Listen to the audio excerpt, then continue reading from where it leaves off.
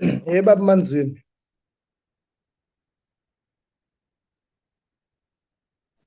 Ninjani njani my lady.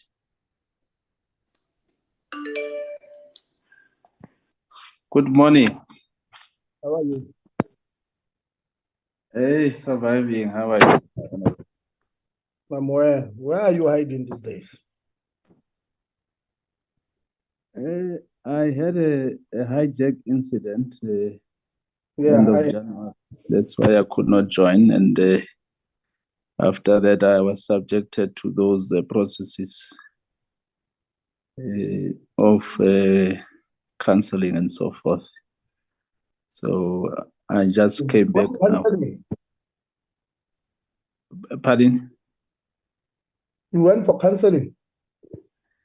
Yes, trauma counseling because of the nature of the incident. Because I was kept for 9 hours Mm. with a gun on my head. Yeah. So yeah. So, but I'm back now. Yeah. You know, I was also hijacked a few years ago for 6 hours with multiple guns. With multiple guns on my head. I've not gone for counseling. Yeah. Yeah. No, I'm glad you're okay. I thought maybe there's a new cave. Ubaba uvule cave lapha ePitori manje.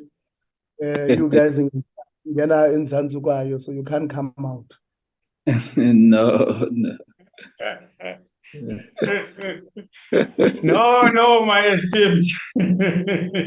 we just let him to rest a bit so that when you need him, I know we'll be needing him a lot now, so he can be available. You know, it was your idea, you organize a counseling. No, well, my honorable, my first qualification was a BA in social work. My first Oh, qualification. you were doing the counseling. No. Well, when I'm in conversation with him, also I'll be applying my counseling skills when I have that opportunity. But obviously, encourage him to do so. No, Manzini grew up in KZN, and arguably KZN has got the largest concentration of guns everywhere. So he should have had an incident before. Yeah, it's a bit complicated, my honorable. It's not a simple hijack, but offline we can talk about it. Yeah. No. On a serious note, I'm glad you're okay, leadership. Hopefully, you Yeah. are back to your 100% self. No, thanks, leadership. No, thanks very much.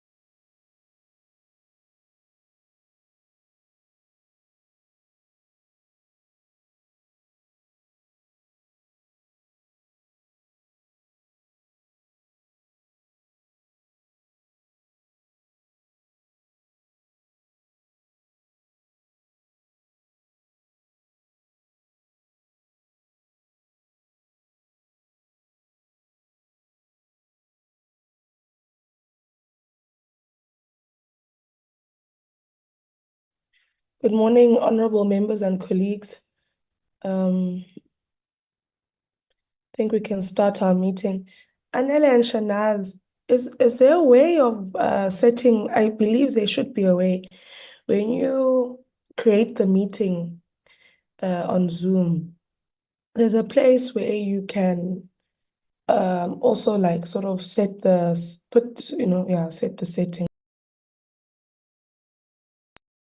Good morning. Okay, the host, you muted me. I wanted to say that there is a way when you create the meeting on Zoom, there's a place where it says settings, and you can decide if people are muted or unmuted upon entry. You can decide if the video must be open or closed upon entry. You can decide if there must be a sound every time a person comes in and out of the meeting. Recording in progress. So I'd like us to just review those settings, because now currently our settings open people's videos as they log in. If we were sinister people, would say that's good, because then we know if you're seated behind a desk and ready to work, or but it just looks messy. And of course, to remind colleagues that when we are doing or when we're having committee meetings, let's really try our utmost best to be in a space that is conducive for for us to do our work. Please, because when you join, we're seeing some of you are on the road and so forth. So let's try our best to make sure that when we log in, we are seated behind a desk ready to work.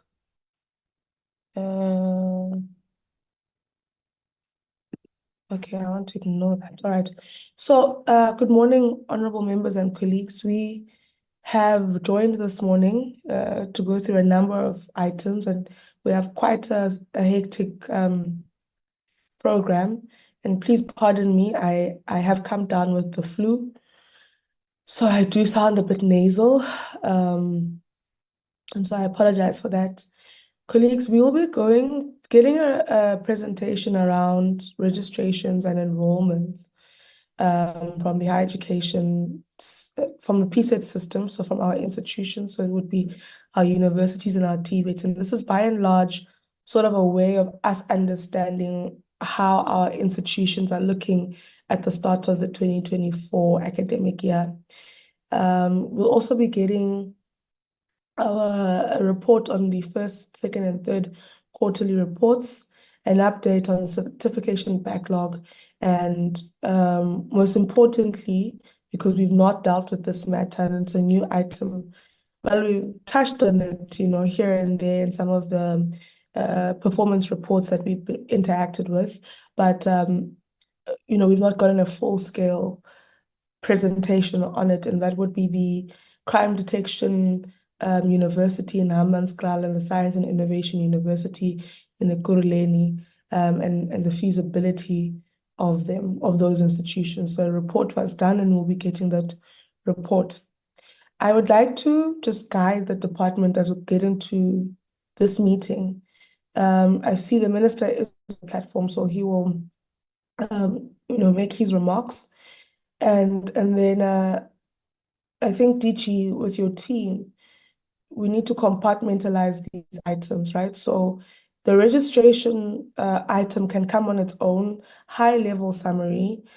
We believe members have gone through the presentation, so there's actually no need to go through the presentation in full. Literally, if whoever's presenting, highlighting key items, what we really want to know is how much space did we have at the start of this academic year?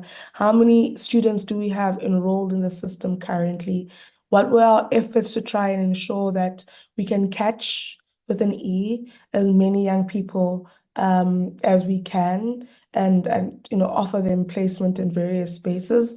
What are we doing in terms of the accommodation challenges that are ongoing? I think this last night one received multiple messages and voice notes and so forth from parents in and around UKZN expressing their concern on what's happening at UKZN. Essentially, students are reaching out to the surrounding community now to say we're hungry, to say we don't have a place to sleep and so forth. We saw something similar at CPUT. We've seen something similar at Stellenbosch. We've seen something similar at UWC. We know the University of Pretoria was protesting yesterday, if I'm not mistaken. So we need to understand from the point of the department what's being done in that regard. Last week, I received an email again from Untombi, I think members of the committee, as well as those who were with us on oversight would remember the young lady in Ntombi who was leading the protest at Buffalo City College, reminding us that they still have not accepted the pilot project at the pilot accommodation project at Buffalo City College. And they last submitted a petition to ourselves saying that they don't agree with it, saying that the area in which the accommodation is not suitable for students and for their living. Also stating that the university has, without their consent, signed some agreements. So if colleagues could also update us on what's happening in terms of that and pilot. NSFAS was with us not so long ago, but it's quite unfortunate that they were of the view that the issues at Buffalo City College had been resolved, because at the very moment that they were saying the issues are resolved, the students at Buffalo City College were protesting, and this was captured on the news. So, and then the morning of our meeting, these students had submitted this petition to us. So we just need to have an understanding of what the department is doing to address these challenges, right? Also, the delays in outcomes at NSFAS are having a ripple effect on the system. So, many of the students that are said to be without accommodation, without food, are NSFAS students. I know Minister has expressed that there isn't a student who has applied for NSFAS who should not be allowed to register at an institution. The concern is we've received a number of queries of students who are saying, I've applied at NSFAS, I'm awaiting my funding outcome, and I can't register. So it seems as though there are universities that have not allowed students to enroll or register because of this, right? So those are some of the concerns we have in terms of the registration period and in our enrollments. But colleagues will also bring us into confidence around our TVETs. In relation to space, we know that the demand for TVET colleges is also ever increasing. They're becoming more popular. There's a greater appreciation of what our TVETs offer. And so the demand there is high. But we know that our TVET program does not receive the funding that we would want it to receive, and that has been something that the committee has really advocated for increased funding for our TVET and our CET colleges, in appreciation that no young person should be without employment, education, or training. Colleagues can also give us an update on issues related to governance and management in our TVET. When we were doing our oversight, we found that many of our colleges did not have principals, and there was one that also didn't have a council. And even when you listen to workers express their concerns of not having a principal, it basically speaks to a frustration on how the college must operate. I think that was greatly expressed at KST that, look, there are some workers will say, I'll now. And that creates, great instability in terms of the management of that institution, and therefore you aren't able to address small things that you could address as management. So that came across as a big issue, the issue of pilot, also expressed by the university students at Fort Hare, to say that NASFAS is accrediting accommodation that is not suitable, and that that was bravely articulated by the president at Fort Hare University. There's another matter that we came across quite a lot, in particularly at Fort Hare and at Rhodes, relating to the support that local government provides our institutions, given that our institutions do not exist in isolation to their surrounding communities. And Minister, there was great appreciation expressed at the University of Fort Hare about your interventions to ensure that there can be greater stability in terms of water availability there, and that must be acknowledged as a great intervention of the department to ensure that not only the university benefits, but the community also benefits. But when we look at Fort Hare, Rhodes University, the students went to show us the worst res that was there, and even so, it wasn't. It really was a decent res, just old because of the infrastructure, but it was well maintained. It was a good res. But what causes it to feel like the worst res is the maintenance of water pipes in the municipality that then affect the sewer pipes around the residences, and so there's been cases where there's been spillage in an actual student's res. And so there we need to really see how we can stress the involvement or put pressure on COGTA, put pressure on Department of Water, see how we can support that municipality. It is seemingly struggling, and it has a huge effect on our institution. By and large, other issues that we noted during our oversight were maintenance issues, solid infrastructure, like in the case of KSD, TVET College, strong residence infrastructure, new, actually not built so long ago, but the maintenance thereof is very poor.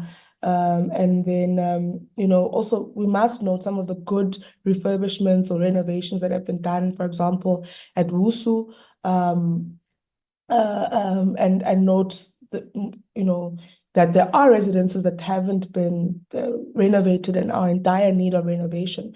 But, it won't be a difficult project because that infrastructure is solid, literally solid as a rock. If some of you know that song, but it just needs maintenance, which also needs a greater budget for the institution. So, when we think of the state of readiness, the point is not to also detach it from what we've observed during our oversight, and see how we move from that exercise of ours during oversight into this meeting to ensure that we strengthen the start of this academic year. It's the 28th of February. Some institutions are stable, and just a few seem to have ongoing challenges.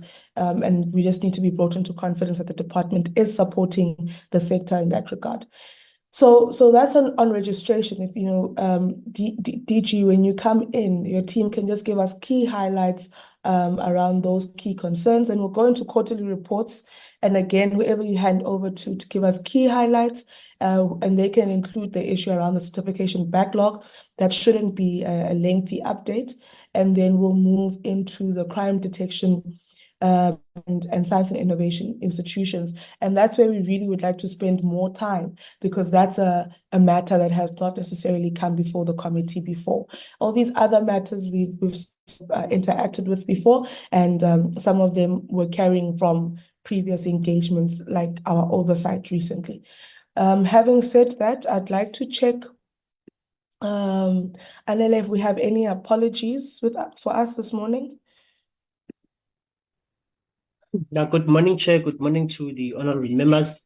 Chairperson, we received an apology from the Minister, who is attending the cabinet today, but I see the Deputy Minister is also in the platform. Chairperson, in terms of the members, we received apologies from Honorable King. She'll be joining at 11 a.m.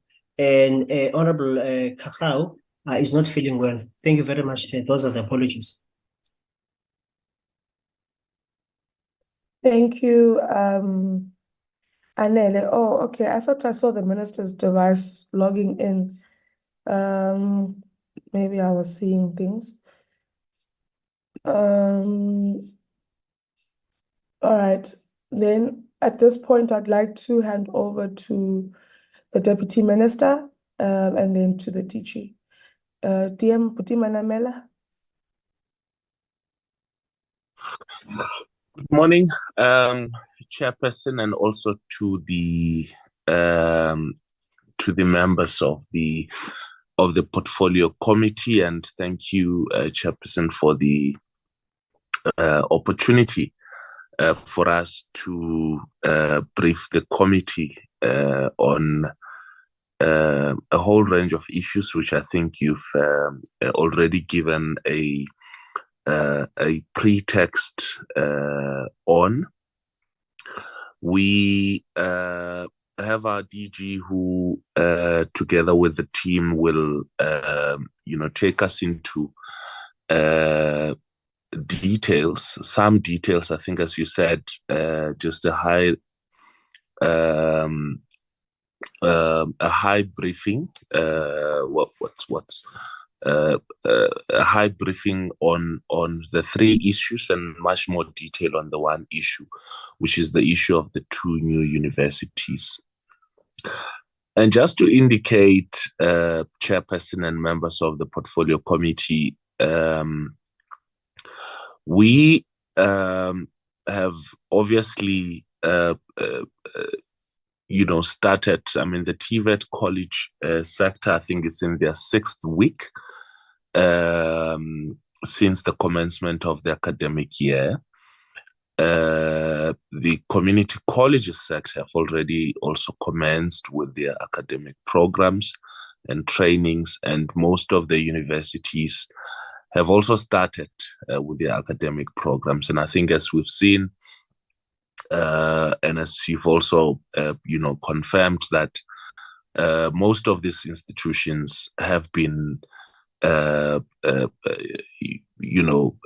experience a smooth opening process. Yes, there are challenges, and I think challenges which the briefing will highlight.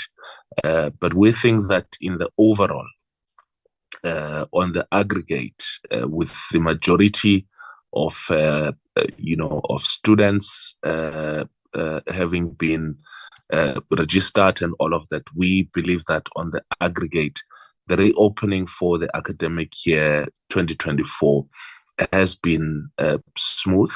We are aware of incidents that took place. I personally went to some of the universities and TVET colleges, and so did our minister, and our team, together with the DG and DDGs, have been physically to some of these institutions to monitor the process, but also attend to specific institutions where there are challenges.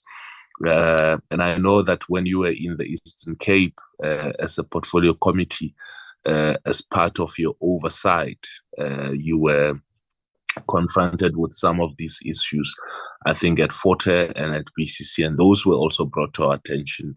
And we have sent teams in those provinces to and institutions to try and attend to whatever challenges that where the NSFAS has made a presentation to the committee on Friday, and I think they've also canvassed with you and gave you a report on the issues relating to student accommodation and the pilot projects that have been running with certain institutions. And of course, it has been quite a concern, because in some of the institutions, the protests were as a result of this whole issue of student accommodation and the role of the NSFAS and the payment of allowances and to whom they should be paid. But I think that brief report will paint a bit of a picture as DG will be leading on that. The will also, as requested, give a briefing on the on the finances, the state, and we think that we are doing quite well. And as you said, we don't think we'll spend much time on on that. We would obviously be expecting feedback from the portfolio committee as it relates to the progress that we've made in terms of the establishment of the 2 new universities. I think there is quite an extensive presentation to that effect, which will show the work that the feasibility study has done, our interaction with the police and so on and so forth, and the kind of programs and program mix that are being proposed, and the kind of plan that is there as it relates to how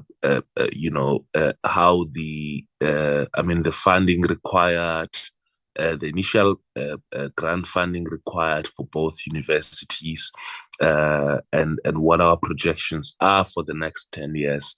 And those kind of details will obviously be given in the presentation. And this is something that's quite exciting, a commitment that the president made, about 4 years ago. And we think that we, are making progress as it relates to this. So, with those words, Chair, I would like to ask the DG to introduce the team and specifically get into the presentations. And just to indicate, Chair, that I'll be going to the University of Johannesburg later today. I think my visit there is at 12, so I'd like to be excused at some point in the meeting for this. Thank you so much. Thank you very much, Deputy Minister Manamela, for those inputs.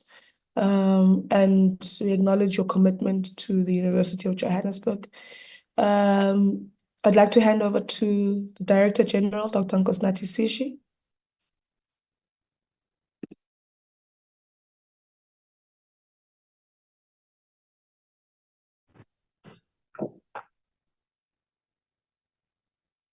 Chair of the Portfolio Committee, Honorable Nompendulo Mkhacho, the Honorable members of the Portfolio Committee, may I take this opportunity to thank the Deputy Minister for his remarks that were really clear and directed, and I think that it is aligned to your opening remarks in terms of how we prioritize our presentation today.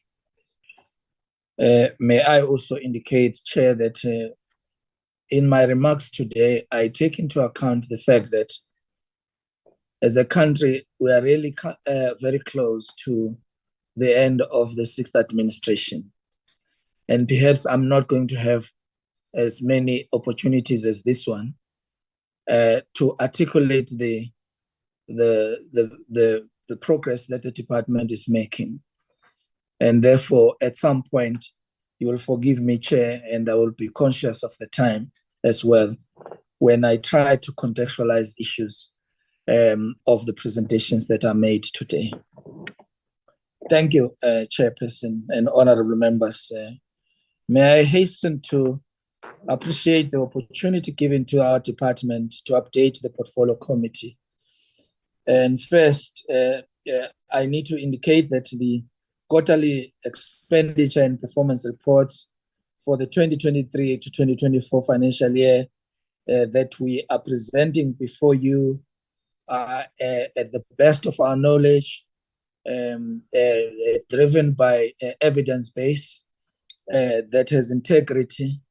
And because of it, we will be highlighting achievements of our department in this regard, but we will also share with you our frustrations and where we think the system has been slow, has not been moving quick enough. But not just that, but also to say, what is it we are doing to fix it? And I think that is really the essence of our presentation today. The progress with the 2024 registration and enrollment, including the mitigation plan for the smooth commencement of the 2024 academic year in the PSET system, will be presented taking into account the request by the chair that we focused on the updated information. My advice to DDG Sotikwa, DDG Zungu in particular, and DDG Fuchane is to draw from our war room reports as well, because that's the latest stuff. I know, for example, our teams are running into KZN at UKZN and DUT this morning to see what we can do to support the institutions. So is our machinery in terms of how we structured it, that it becomes, responsive, and that our machinery also becomes, interventionist in its approach, instead of just monitoring and reporting on what we have seen. But what we do is we also indicate what we have done to support the institutions. And we might not have developed that capacity to do all of that, but we'll show how far we've come in that area.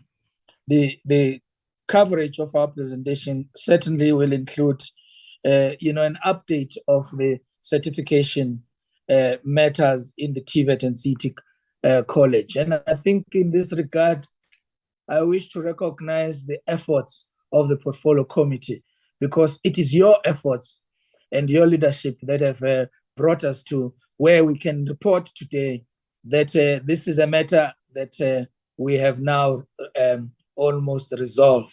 Whatever is outstanding is the fact that the nature of the system, is such that you have to apply for the combination of your subjects before you are certificated, so that we can control fraud and other issues that relates to it. But other than that, this is a matter that the system is happy to report, its resolution.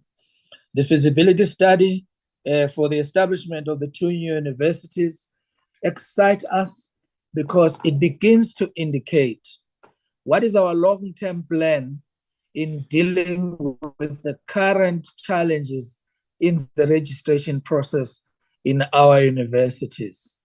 If we report that there's many young people that have come to our institution and they were not admitted, or they struggled to be admitted in the areas of their choices, it is a matter about how the state continues to gradually improve its capacity to absorb as youngsters from from basic education, and as the Constitution indicates. For us, these are critical issues that are discussed today. We focus especially in the beginning of the 2024 academic year, and as we draw closer to the end of the financial year, these are the issues that are not only interrelated, but they provide an opportunity to reflect on the progress we are making on our priorities. We will indeed reflect on where, by the end of the third quarter, we are, and it also indicates how, in terms of financial and non-financial performance, we are doing. And our CFO will do that presentation, and DDG Sotikwa with me will also provide us an update in terms of registration processes at universities, and the DDG Zungu deal with the part that deals with the TVET colleges, and focusing on the have we admitted all the students? What are the enrollment statistics saying? Are there students that have not been admitted? What are the plans of the department in dealing with those that have not been admitted? Have we funded all the students that have applied? How many have we funded? And are there still students awaiting funding decisions from NSFAS? A week later, after the end of the extended deadline of the 15th of February, we try to share this information with you, Chairperson, as far as the opportunity presents itself.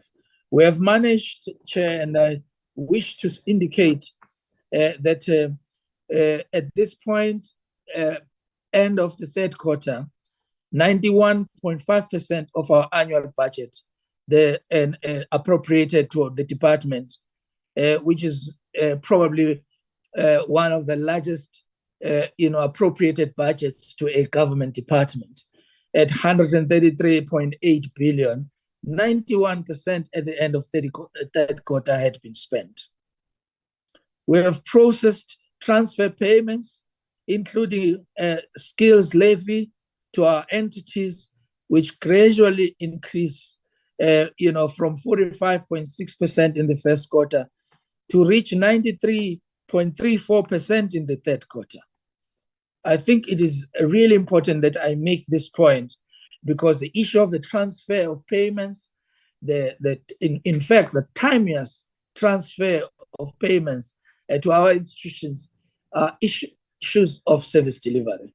And when we make a report like this, it begins to indicate the amount of work that my team is doing to try and make sure that the efficiency of the system is realized, not just at head office, but at institutional level as well, and that our subsystems between head office and institutions begin to speak to one another. As always, a chairperson, in our budget, we also try to do an analysis, of how much of this budget goes to a number of students. For example, because the university branch or the university education in the country, has the bigger number of learners, up to 1.1 million, students in that system. We are therefore, going to see that the budget seems to follow the number of students. And in this regard, it should not be read as if universities get a lion's share of the budget.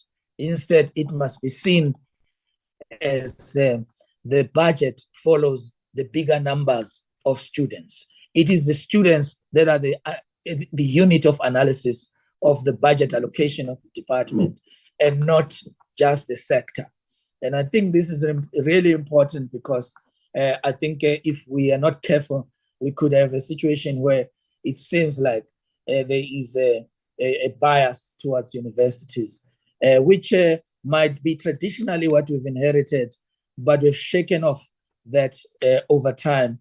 And as we have indicated, the strategic direction of the department focuses on the college system going forward as the next big opportunity for growing post-school education and training.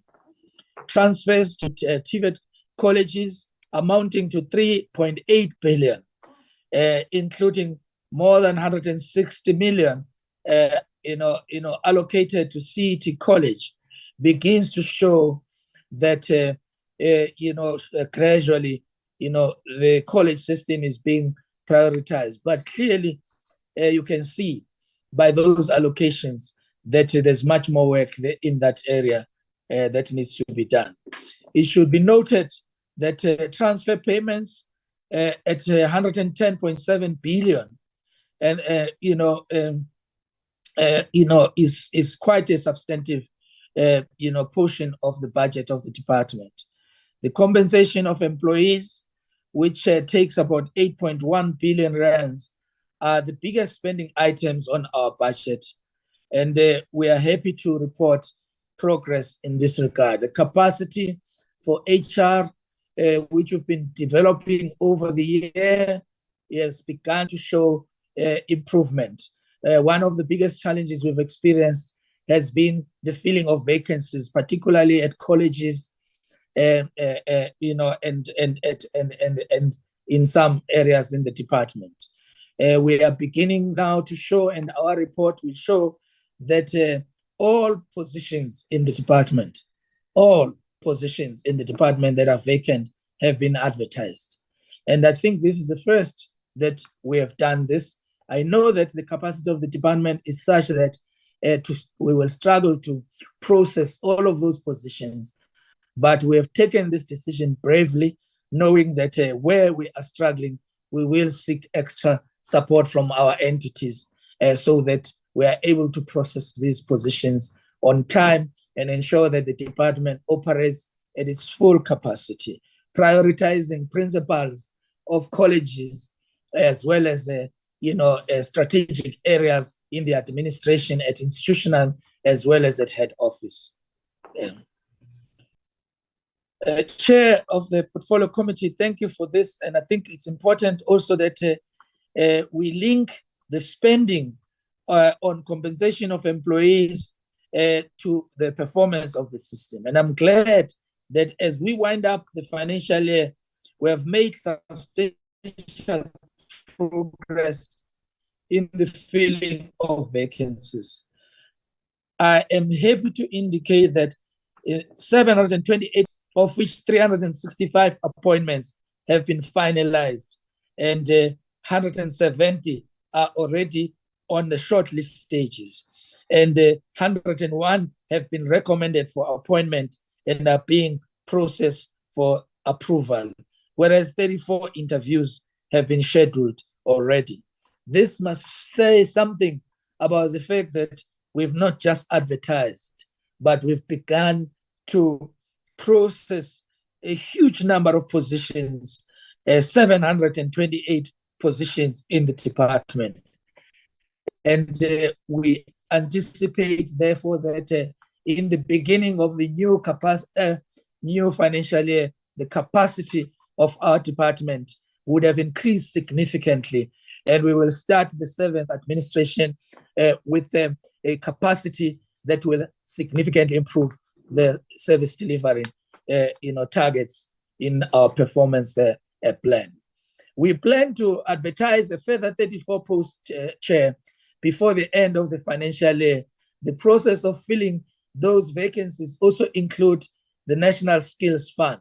For example, at the NSF, 47 existing vacancies at various stages in the recruitment process. 10 have been approved and 8 at submission level, and 29 being processed.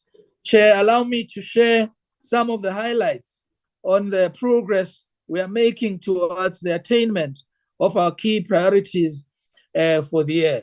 And in this regard, may I thank the Minister and our Deputy Minister for their leadership in this regard. Recently, the Deputy Minister led the National Skills or Well Skills Program, where we have a number of students across the system participating for the first time, showing that the interest in the college system is growing, and that as a department, this is a priority. Those students that have won in the national competitions are going to, or the Deputy Minister will take them to France to participate in world competitions. In this regard, enabling our institutions to have a window, of opportunity to see how their counterparts in the rest of the world are tackling the issues that are obstinate in the program of the TVET and CET colleges in South Africa. Our minister has recently, gone to cabinet to table key legislation and key cabinet memos that begins to show how we are driving the system towards the realization of better access to post-school education and training. And in this report, we are making these, or we are providing this evidence before our portfolio committee. And it is a privilege for me to present this to our portfolio committee.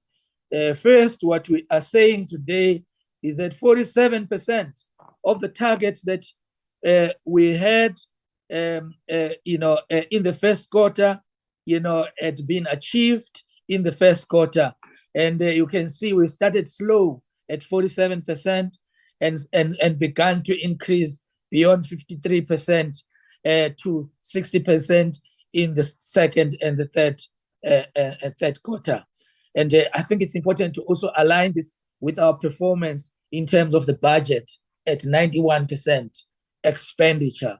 And this is what is the essence of the challenge that we have, to align the performance of the system with expenditure, and make sure that our accountability in both areas speak in alignment. And I think that is the area where we are still struggling, but it's an area that we are working with. As I've indicated earlier, Chair, we are not here to just indicate what is our achievements.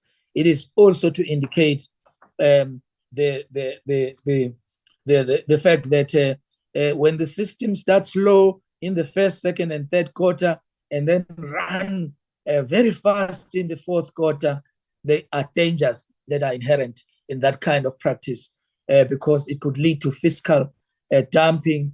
But when you say that we've already spent 91% before the beginning of the fourth quarter, it shows that we have guarded that practice very carefully, so that in the last quarter we are only paying for the examinations, which is your examiners, the 3 semester exams, the two semester exams, the 3 trimester examinations for the TVET colleges, the CET examinations, paying moderators. Those are the payments that will cover the 100% of the rest of our budget in the fourth quarter, and not the fears that I've suggested earlier on. Enrollments is an area that the chairperson has highlighted. Allow me to make a few comments regarding enrollments at universities and TVET colleges, and may I, in that note, indicate that I am happy to report that the numbers of young people getting into the post-school education and training system has increased. In the third quarter report, we show that public universities have enrolled 1.1 million students during the 2022 academic year, and this reflects an increase of 8% when compared to just slightly above 1 million students in 2018 academic year. In the TVET colleges, preliminary information shows that enrollments would have reached 530,000 in the same period. This is certainly not enough considering the current demand for spaces at our institutions. Especially all public universities have filled their spaces for 2024, and others have exceeded the set targets to accommodate more students. Our resolve and our most important message to the portfolio committee today is that we are expanding the system to increase access in order to accommodate the increasing demand for spaces in our institutions, and we continue to do so. And so when we present on our expansionist plans, ambitious plans over and above the development of Sol Plaatje University, the building of Mpumalanga University over the last 5 to 10 years, and the 2 universities that are now moving towards full capacity in terms of their absorption of students. And you can see that currently, Sol Plaatje University absorbs up to 112,000 students, but it has a capacity to absorb up to 30,000 students. And once it has developed into the level where it absorbs full capacity, we will reduce on the numbers, of students that are without any admission into post-school education and training.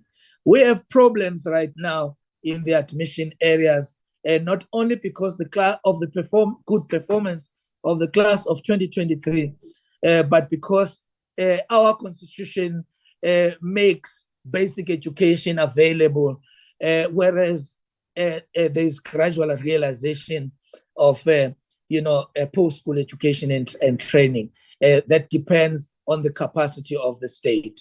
The department has invested 2.8 billion on the building of new TVET colleges. The 2.3 billion has already been spent on the program, and 11 campuses are not just being built, they are completed, Chairperson, and we await the visit of the portfolio committee to go out into the public and showcase the 11 brand new campuses that we have built. And I think anyone who might have had an opportunity to see any one of them will also add and say some of them are the state-of-the-art institutions. 5 more campuses are targeted to be completed in the next financial year. These or those institutions that have been completed, because we would like members of the public, we would like our government officials, we would like our portfolio committees and all oversight to go and see these institutions. We are not just saying they've been completed, we are naming them today. And we are saying Umgungundlovu TVET campus at Umsinga has been completed. The campus of at Umzimkulu campus of SIT has been completed. Umtashana TVET College, particularly the Nongoma and Gwagazi campuses have been completed.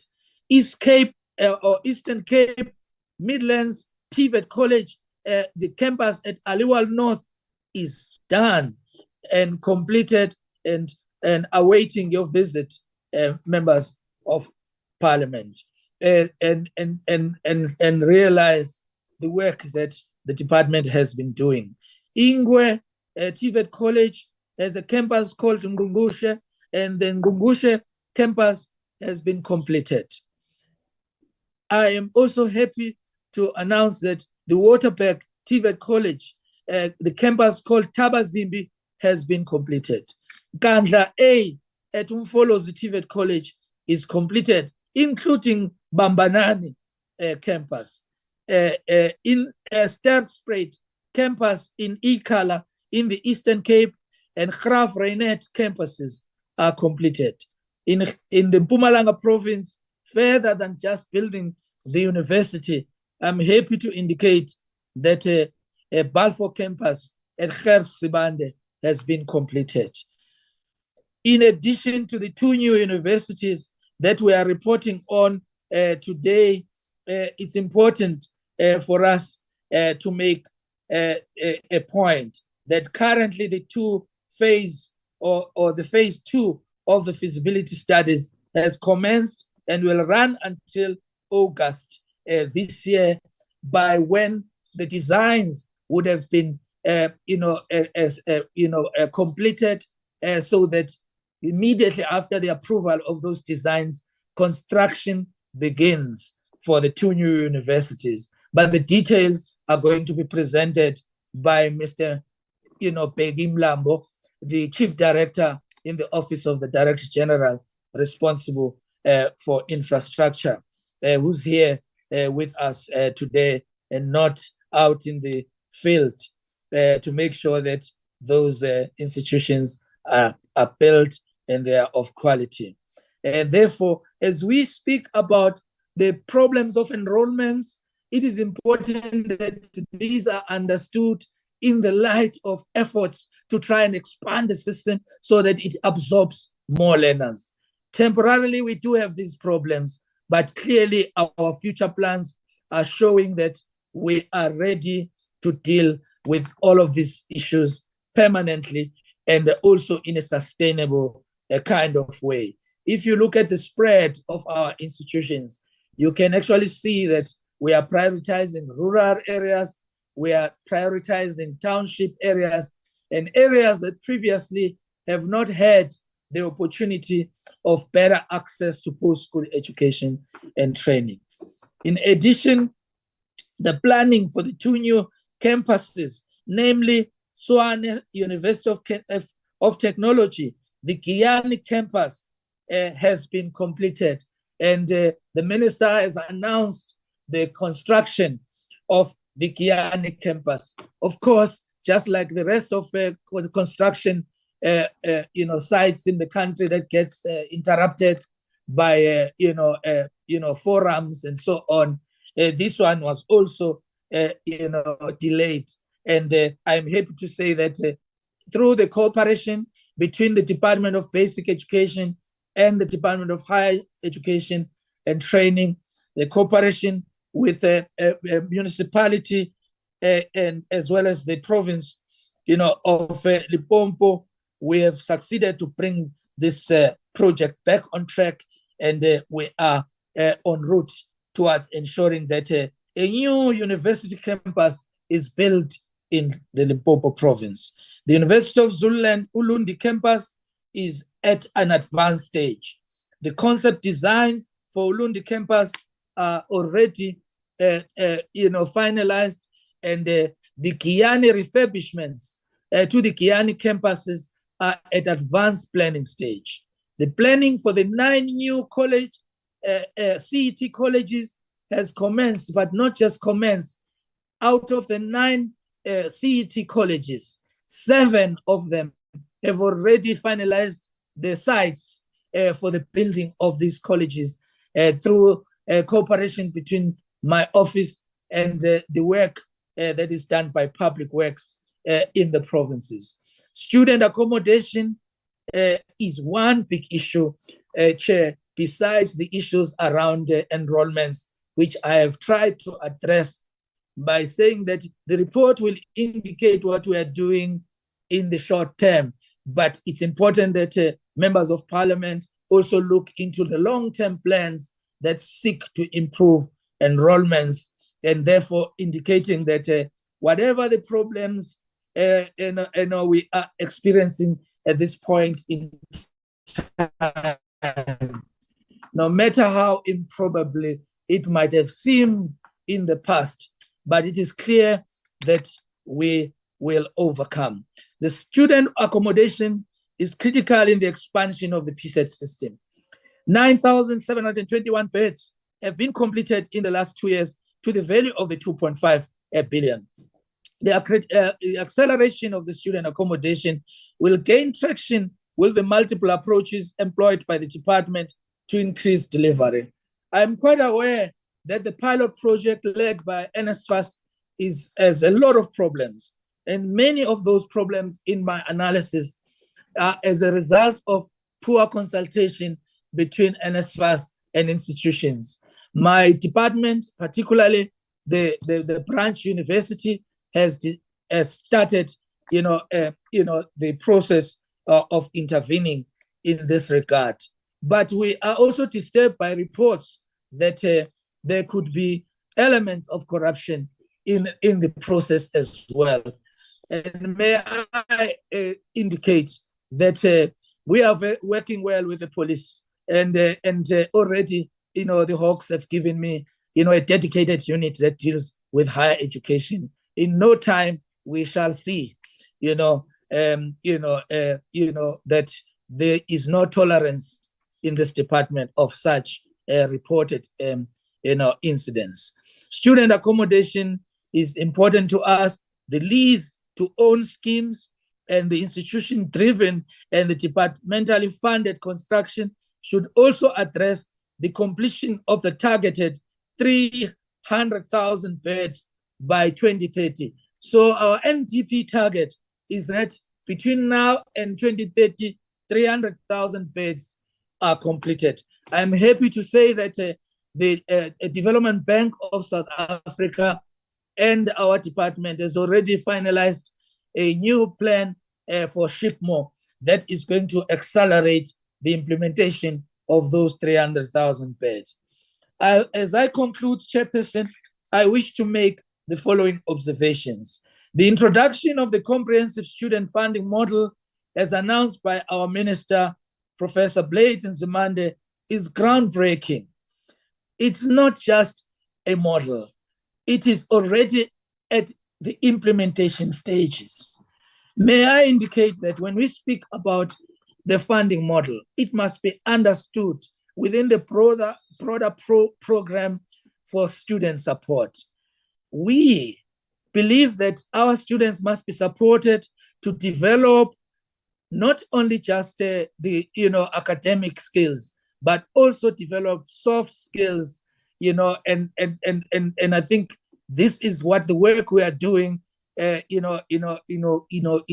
focused upon, to ensure that the graduate attributes of all of our students, 2.5 million of the students in the post-school education and training system, include empathetic skills, civic responsibility skills, conflict resolution, creativity, critical thinking, and problem-solving skills, decision-making, digital literacy, public, speaking, resilience, confidence, self-motivation, teamwork, organizational skills, leadership skills, goal orientation, type of skills that are considered to be soft skills are important to us. And in this regard, I am happy to announce that the Minister has presented to Cabinet the National Civic Education and Soft Skills Program that has been approved. Not only has it been approved, it has been adopted by the United Nations, and UNESCO is working with us in ensuring that this answer is not just a South African solution, but it is an African solution, and it is a global solution. We are happy that South Africa is not just providing, analysis of problems in the world, but we are also providing solutions in this regard. This is going to be accompanied by a compulsory program that is about 30 NQF credits at the level of NQF5, which will be translated into 11 official languages, including sign languages, that ensures access through any smart device that can be done at any time within the 24 hours. And entry requirement is at least grade 9. So all South Africans, and starting with all students in the post-school education and training, will have to do this course so that we are able to argue that we are not just providing a funding model, but we are also actually funding, providing a comprehensive student support plan for the next century. We've been working hard in the last quarters to ensure smooth implementation of phase 1 in this particular, academic year. And I'm happy to say that whereas we've been to the portfolio committee to say this has been approved, today we are saying the implementation has begun. And I think this is what excites me about the fact that we have problems right now, a lot of them, but we have a plan. And these plans are tried and tested. We are working with actuarians to make sure that our projections of figures and numbers are evidence-based. And this makes the integrity of the plans that we table, plans that South Africa can feel that they can work with. As announced by our minister, government has committed the initial capitalization of 2024 to fund 47% of the missing middle. And that is about 31,000 students out of the estimated 68,000 students. Clearly, we have not arrived, because if we only can fund half of the students in the missing middle, we have to account for each and every student that has no access to post-school education and training. And we wish to say that we will work hard towards this. And at phase 1, we will take close to 50% of those students. In this regard, we have had to work on the date for the opening of the applications for the loan scheme, including methods of applying for the loan. Workshops have been held with the registrars and student financial officers. I know that there has been an issue around how close are we working with the registrars at universities. I'm satisfied that there is good progress in that regard. As on the 16th of February 2024, about 22,954 loan applications were received. Now, that's the implementation of the first phase of the new funding model. 139 of those, missing, and 12,890 awaiting evaluations, and 841 had applied, withdrawn, and 30 are in the process, and are in progress, and 8,345 applications are also in the process of being processed. 476 loan applications have been dealt with, including appeals in that regard. So the student funding model, at this particular point in time, has a total of 822,013 students, which include 555,000 university students and 266,000 TVET college students that have benefited from NSFAS funding. And for the 2024 academic year, out of 1.9 million bursary applications as received by the 16th of February, in this regard, I'm happy to indicate that slightly more than 1 million are provisionally funded, and I think it's work in progress, and that's where I think the weakness of the system is, because we shouldn't be talking about work in progress on enrollments post the 15th of the extended deadline of the 15th of February. This is the work that we're doing. Yesterday, the minister was addressing the board of NSFAS, dealing with this particular issue. And I think, the NSFAS board has only today to report to the minister about how it is going to respond to these issues. Otherwise, we are holding NSFAS accountable in all of the issues that are there. At the same time, supporting them, making sure that, if there are any shortfalls, that does not affect our learners. We continue to identify the skills relevant for the economy.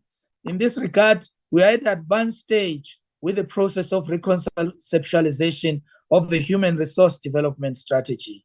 The master skills plan is almost, now a project of the whole of government, with the goals and requisite interventions having been identified. In 2022-2023, we produced over 19,000 artisans, and this is one of the achievements of our department. And mind the fact that the NDP target is 30,000 artisans produced annually by 2030. And I'm happy to say that we've already achieved more than 65% of the NDP target. We are also on course this year to produce a targeted 21,000 artisans by the end of the fourth quarter. And as on 31st of December 2023, 17,000 graduates were placed in the workplaces. And by the time our president read the SONA, we had reached 21,000 college graduates that had been placed. In this regard, in my conclusion, Chair, I wish to indicate that the department's legislative review program, include the National Qualifications Framework Amendment Act, signed by the President President Cyril Ramaphosa on the 13th of August 2019, and this was published on the 19th of August 2019. It was promulgated by our president on 13 October 2023 and is officially now in operation. We are now ensuring advocacy and public awareness, and a lot of groundwork has been done to the review of the Higher Education Act, the Community Education and Training Act, and the Skills Development Act as well. These are some of the achievements of our departments, but our presentation, Chairperson, is going to also show our weaknesses and our plans to deal with them. It's an honor to be here again, and I now present you my team to begin the presentation. And I'm going to call upon Mr. Raineth Mkiba, the head of strategy in the Office of the Director General, to present together with the CFO on the two presentations that deals with the APP as well as the financial and non-financial performance, taking into account that I've covered quite a bit in my opening remarks, and therefore the presentations are going to be really be a summary, taking into account that it is already been presented. Thank you, Chair. Thank you very much, DG. Okay, so I'm going to assume that just from your inputs, but we've covered the presentation on enrollments, and I trust members have read it. So let's not go to that one at all. And thank you very much for your opening remarks, DG. If you could just confirm whether or not those remarks have been sent to the Secretariat. But there was quite a lot that was substantive in those remarks that we would like to capture officially. So if your opening remarks could kindly be sent to the Secretariat of the committee. But then if we could, Mr. Mkiba and CFO, if you could focus on the quarter 1, 2, and 3 presentation. And I am literally giving you 15 minutes, colleagues. Okay, let's say 20 to get through it. I believe members would have gone through it. So 20 minutes to go through it. Key highlights, members have gone through the presentation. So there's no need for you to go through every 64 one of the slides. So over to you, Mr. Mkiba, and to the CFO.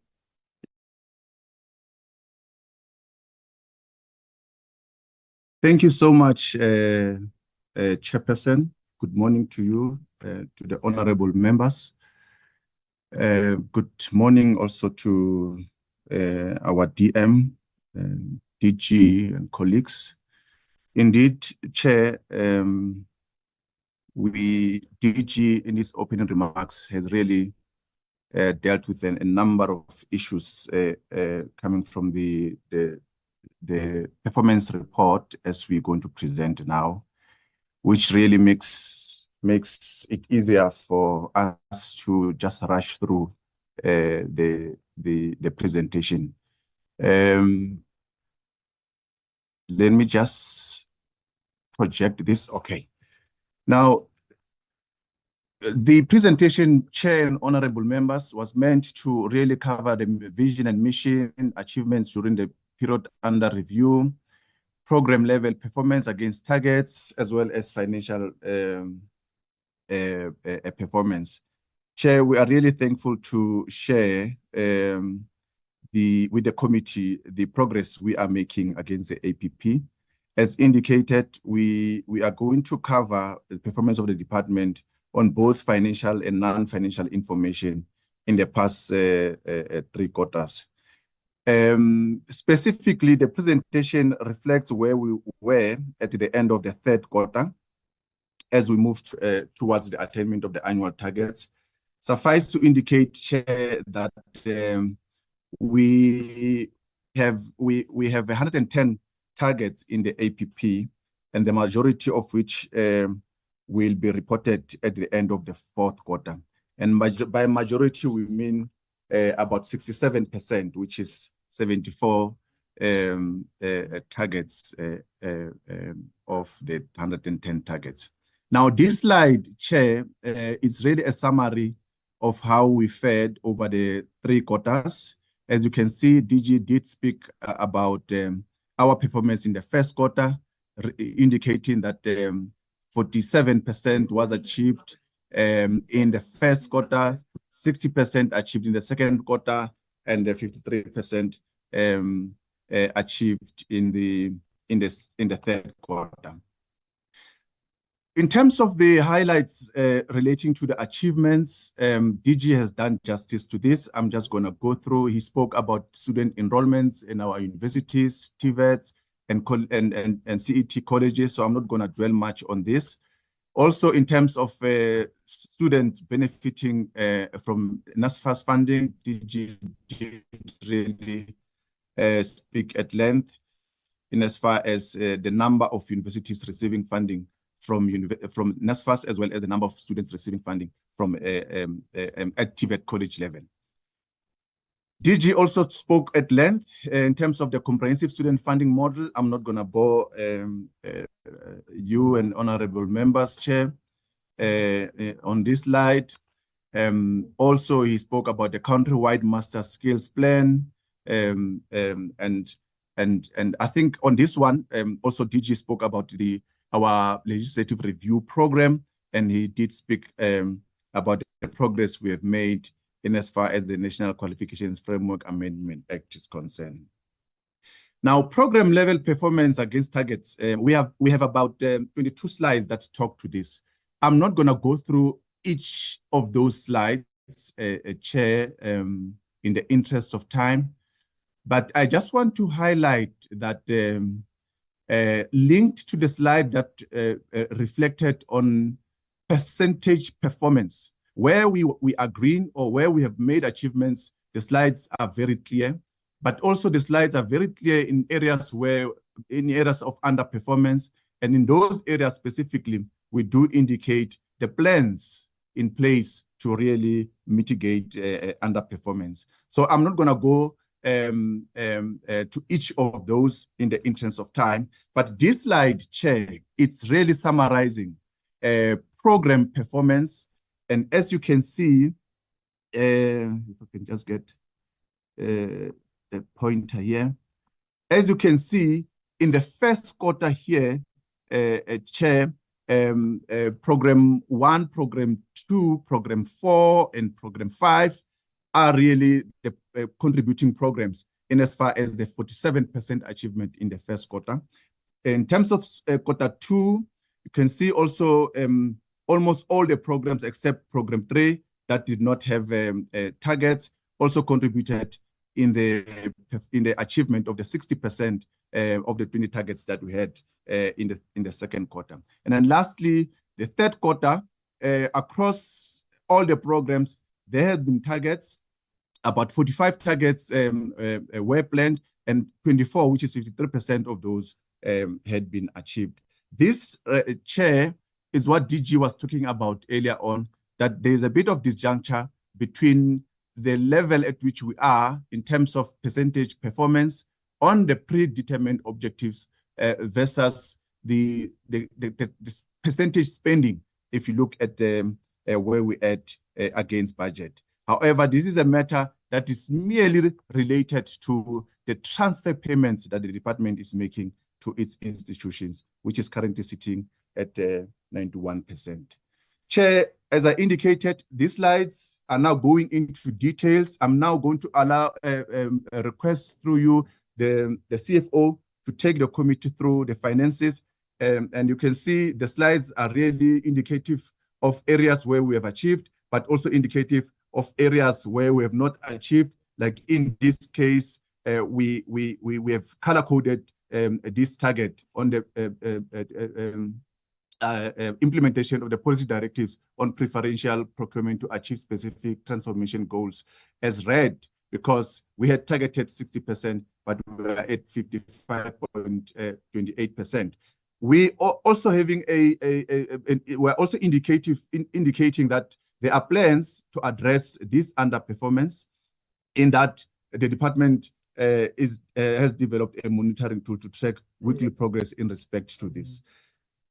So in the interest of time, I will then ask through you, Chair, the CFO, to talk to the financial performance. Thank you so much.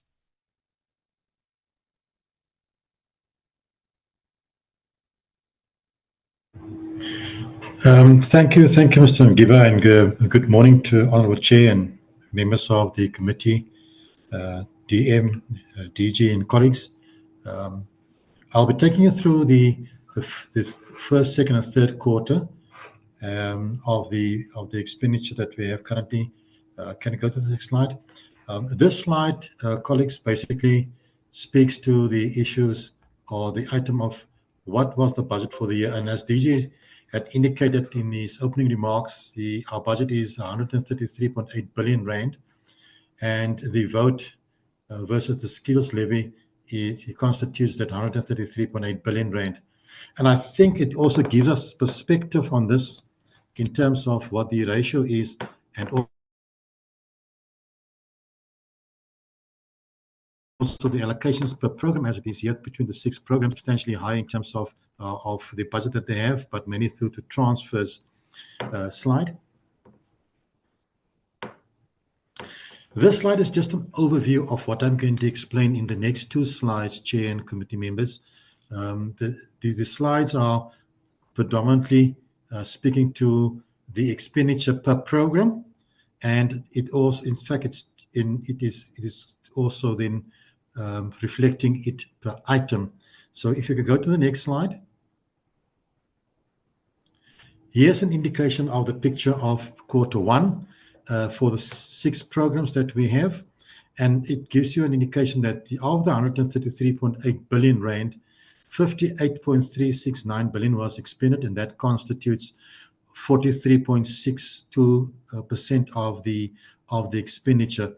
Again, if you look into the far right column under percentage expenditure or spent, you would also then note that the university has been spending in first quarter 52.45, and as I've indicated, the bulk of that is for transfers, which is regulated by a common contract agreement in terms of the transfers that is due to them. If you go to the next slide, it will give you the indication of the exact same total, but just it costs, it reflects it. Then per item of those 4 items is the compensation of employees, goods and services, transfer payments, capital expenditure. And again, it shows you at the bottom the same figures that we had there. Notably is also, again, like DHET indicated, the transfer payments followed by compensation of employees. They excel in terms of our 2 top expenditure items, as it also is reflected here. On the next slide is just a bird's eye view of what we expend in terms of our entities or institutions of the department, and they are all reflected. And again, the universities with also given through a higher expenditure constitutes, followed by, I think, the entities. In fact, it's the NSFAS, who's the second highest in terms of what the expenditure was at Q2, and it gives you an indication of what it was for expenditure. Followed by, I think, thirdly was the TVET colleges that was followed, but it gives you an indication of the 98.6 billion rand that was appropriated, of which 50 billion was expended in that quarter. To go to the next slide again. Next. I'm not going to go to it because it's exactly the same as in the first quarter. This is also just an overview of the slides to follow. And here it is the expenditure per program again. And notably, of the 133.8 billion, we had then expended 68.65%, which equates to 91.864 billion rand. And again, one can see the ratio of not only what was appropriated, but also the expenditure, as a percentage of it, as well as the rand value in the third column under actual expenditure. So that is for the program. If you go to the next slide, it's the exact same thing for Q2, but casting it again on the side. Let's go on back. Yeah. It casts it then in terms of the specific economic classifications, or as we know, expending items. Again, also it reflects to the transfer payment standing out as our leading item that we have been experiencing on Q2. The next slide is then again indicative of the entities of the department for Q2.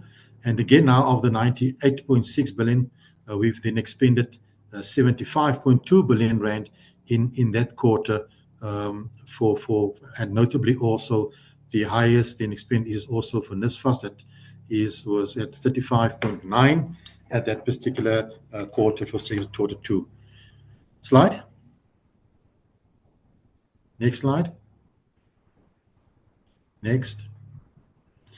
On this one, colleagues, you would have seen it's a bit different than the first and the second quarter because it reflects the austerity measures that was implemented in Q3 of where the department was, compelled to relinquish or release a budget cut of 2.95 billion rand, and it is then reflected as to how the department had to, with a lot of resistance, had to implement the budget on austerity measures that was affected in Q3. So our budget was drastically reduced by almost just short of 3 billion rand in that quarter.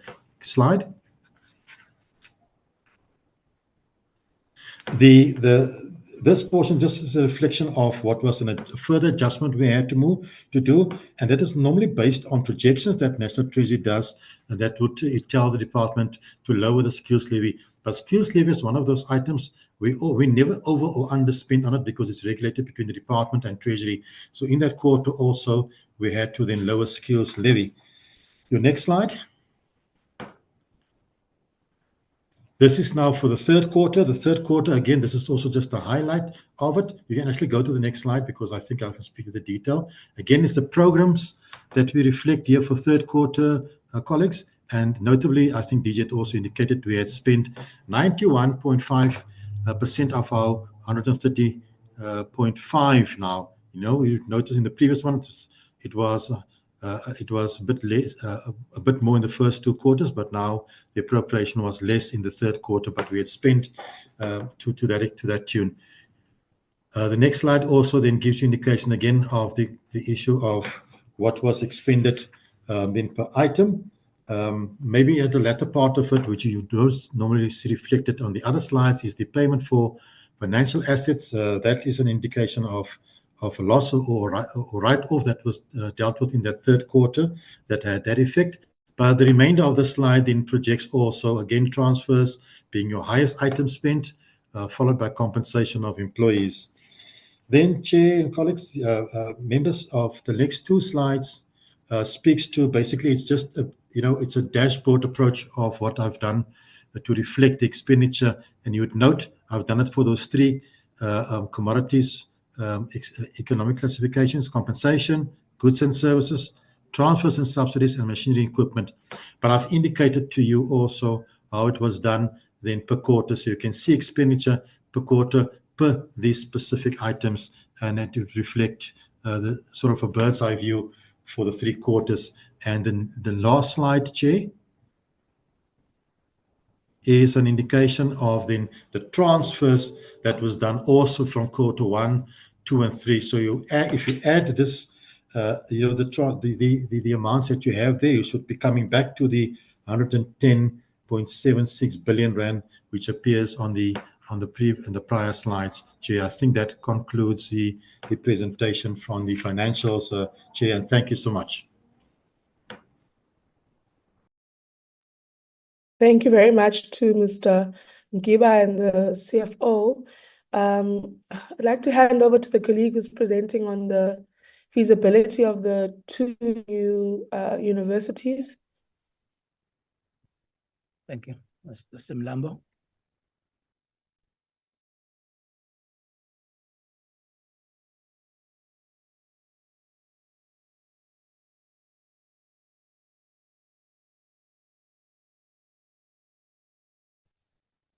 Good morning, Chair. Good morning, honorable members, and good morning, Deputy Minister and colleagues. I'm trying to share the presentation.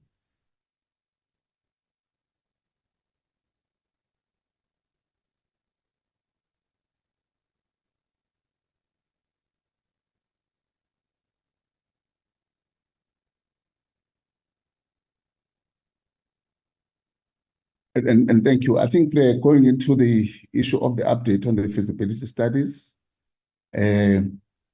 we have included the background, the phase 1 feasibility studies. We've also indicated on the planning programs and the cost and start date. And we go on to look at the phase 2, the progress to the phase 2 feasibility studies, and we go on to the conclusion.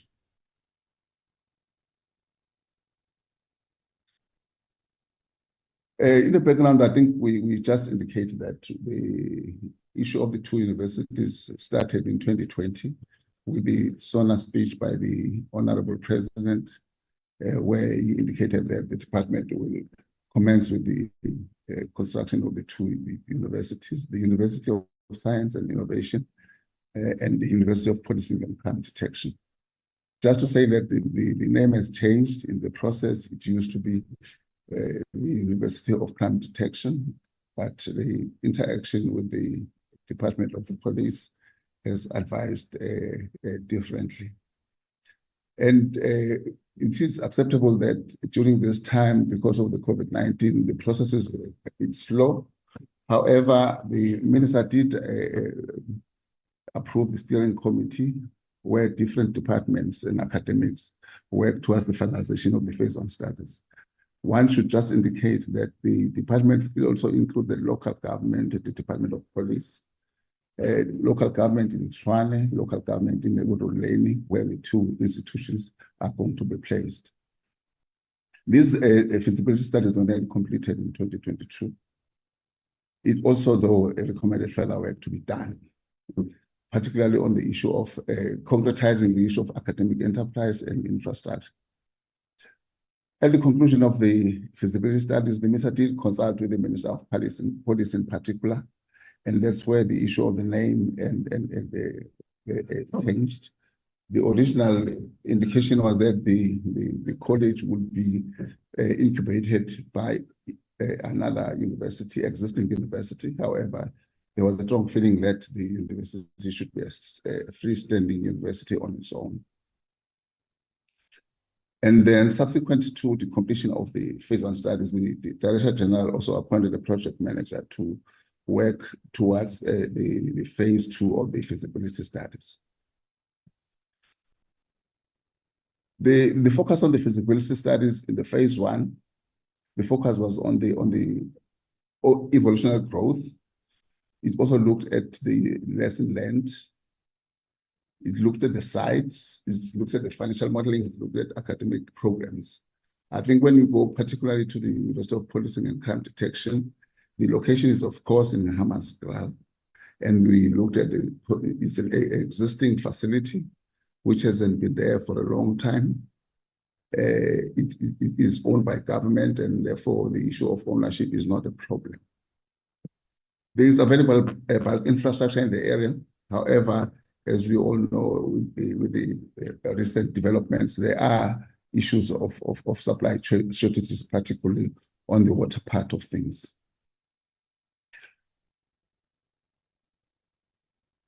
So it also emphasized the issue of the agency of the university, so that it can assist with the crime prevention and the professionalization of the police force. I think there was also focus on the vision, mission, and academic mandate of the 2 institutions, and these were confirmed with the phase 1 feasibility studies. The next one is just an indication of where the location is. On the left-hand side is the actual existing institution. On the right-hand side, it just shows how the university is connected with within the whole network of the region. I think that is where the university is going to be. I think when it comes to the science and innovation, again, the site was identified. It's well located, and it is accessible, and the bulk infrastructure is available as it is located within the Greater Boksburg town. I think this also then indicates where the site is. I think on the location or the focus of the of the institution would be in that big 39.3 hectare site, but there are other portions and pockets of sites which were identified for possible inclusion into the greater university. And then on the right-hand side is an indication of all the amenities and location of support facilities that can support the university when it begins to function. I think going on to the planned programs, the universities, the studies proposed that number of qualification makes high certificate in police studies and policing, going into the advanced diploma, the Bachelor of Police Science, postgraduate diploma, Master of Police Science, and Doctor of Philosophy in Police Science and Police Studies. I think this was the beginning of the refinement of the qualification mix that can be offered at these institutions. The University of Science and Innovation, they also proposed a number of certificates, bachelors and programs at masters and high level. I think these are reflected in the green energy technologies, green-driven agro-processing, smart transport and logistics and air control, aeronautical information management, ICT, smart manufacturing, artificial intelligence, air traffic management, and so forth. I think these were also taken into consideration the location of the actual institution closer to the Cullinan or Atambo International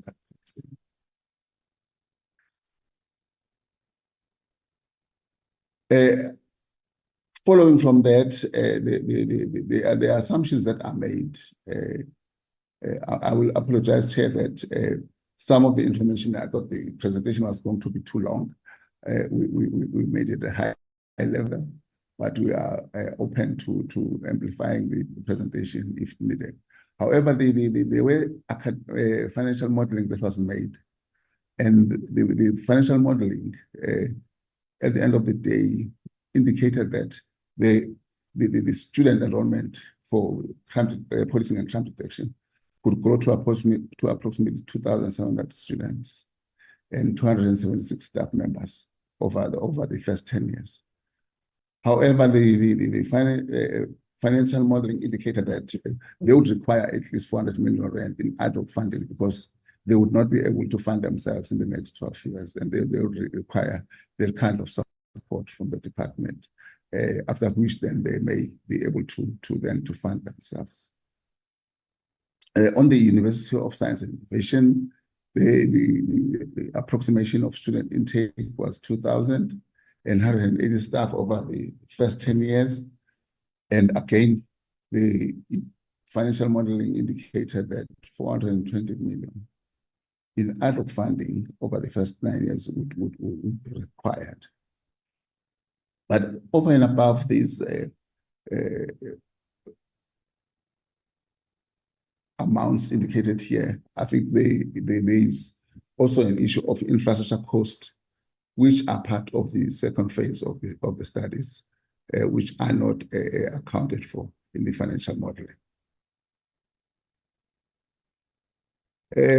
As indicated earlier, then the Director General then appointed a project manager to further extend the activities as proposed by phase 1 feasibility studies.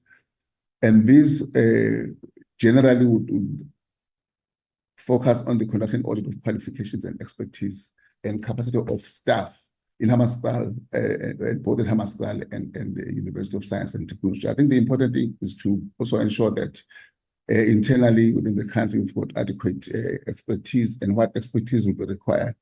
And in anticipation of the implementation of the commissioning of the university, then those need to be identified and make sure that they are available so that when the institution starts, it will have the necessary skills to offer the subject as indicated. But also important to explore the feasibility of establishing cooperative partnerships with other universities already offering postgraduate qualifications. I think in the original study, there were indications that there are different universities offering portions of pockets of policing courses, and it was important to establish then a collaboration between these universities to streamline the offerings. Also important in the study was the international benchmarking to make sure that we assess the enhancement of education training through next generation technologies. We want to move forward and not use the current technologies, and make sure the IA becomes also important in the manner in which the courses are offered. Also, making sure that there is articulation between the PS system generally. Also important then was infrastructure planning and phasing of the construction and building habilitation in the case of the Hammanskraal site. The project manager has then moved on to work out the different areas and divided the study into 4. One focusing on the academic enterprise, one focusing on the financing, one focusing on the government and administration, and one on location and infrastructure.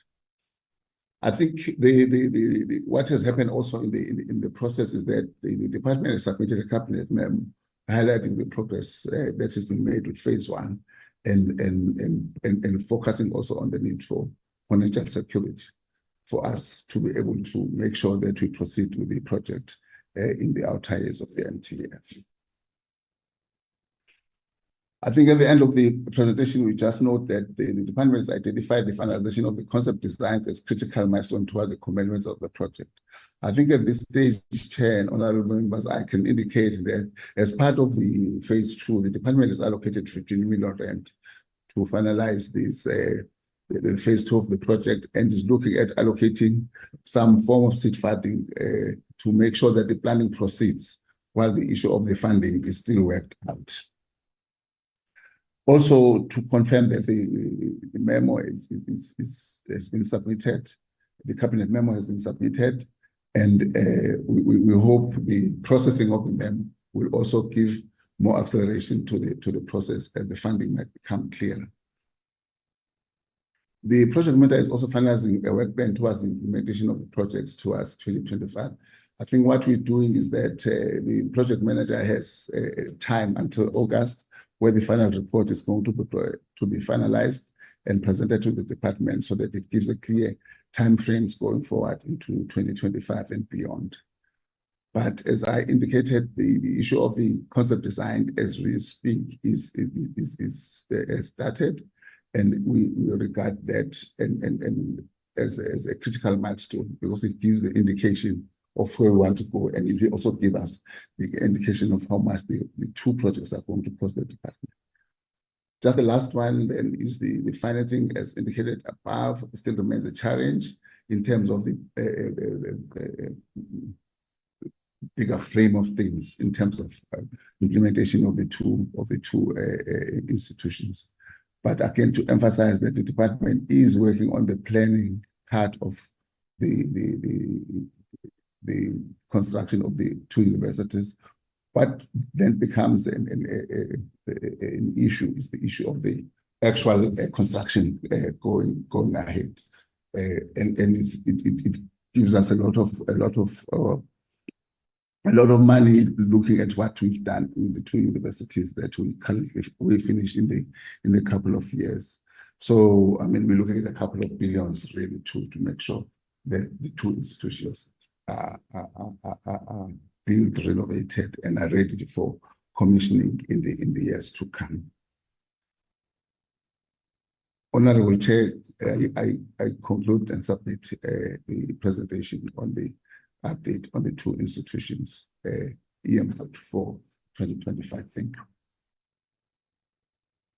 Thank you very much, Mr. Mlambo. DG, is there anything you would like to add?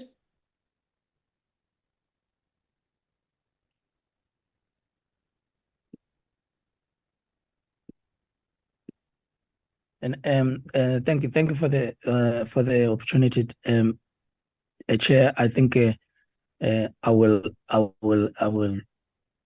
take the opportunity later after questions by honorable members.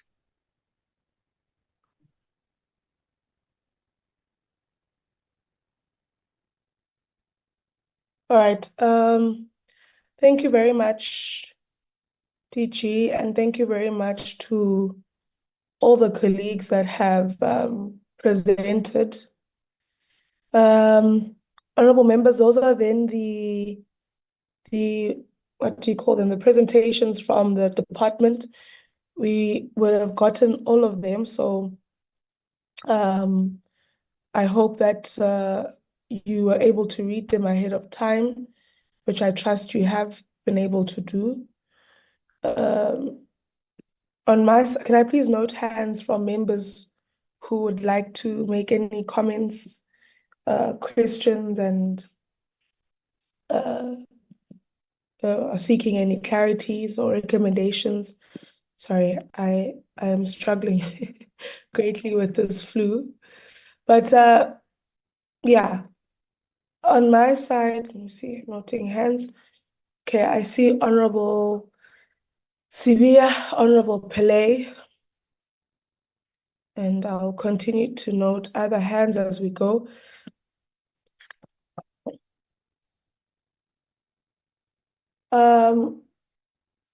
On my side, I'd like to firstly welcome the standard operating procedures of the TVET program in relation to enrollment and general readiness for each academic year. And just to highlight the one on placement testing, I want us to, do we have a sense of how that particular procedure is unfolding, and if it's unfolding as it is intended to, given that there are young people who at times are enrolled in qualifications that they would have not necessarily wanted to take, or it almost seems as though they are taking that qualification because that's all that's there. And then as time goes by, they actually want to change. I mean, there's one thing for a person to change course because, I'm no longer enjoying this particular qualification. And it's another if it's due to the fact that they didn't have an actual understanding of what the qualification entails, and so forth, right? And also from a capacity perspective. So are we utilizing the placement testing to the best of our ability or optimally? I guess that's the question. I would like colleagues to give me an understanding on whether or not our intake capacity under TVET has increased from last year to this year. If we've been able to increase our intake, to increase our intake. Those figures are extremely shocking. I mean, I think it basically states that we've had about 2 million or 2.5 million applications to our TVETs, and in terms of new students, we've only been able to take 55,000, and currently registered in the system we have 291,479. And this for me just affirms the call of the committee for us to have increased funding for the TVET sector, for us to be able to expand the sector, for us to be able to increase infrastructure. And I mean, from a university perspective, really becoming multimodal or hybrid or, remote, that really also could assist us, particularly our universities of technology. But those stats are very concerning, and it would be good for us to create a table of some sort, a spreadsheet of some sort that shows us over the past 5 years, this is what our applications have been, this is what our capacity has looked like, and these are how many young people we've enrolled. And I think Dr. Green last week gave us a booklet that could have some of that data, but it would be interesting for us to sort of look at that and make an analysis thereof, and really think hard on what we could do to expand, right? I'm just trying to think of some of the lessons we would have learned when we were in Switzerland. And so DG in Switzerland, it's the young people, from what we came to understand, are trained on site at a workplace. So it's not necessarily that you have to be enrolled with an institution of learning and then, at the end of your journey, go and look for work integrated learning or work placement.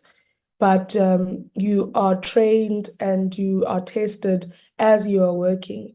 That is some of the interventions we could try and put in place and advocate for young people not to find themselves in not in employment, education, nor training. What conversations are we having with DBE?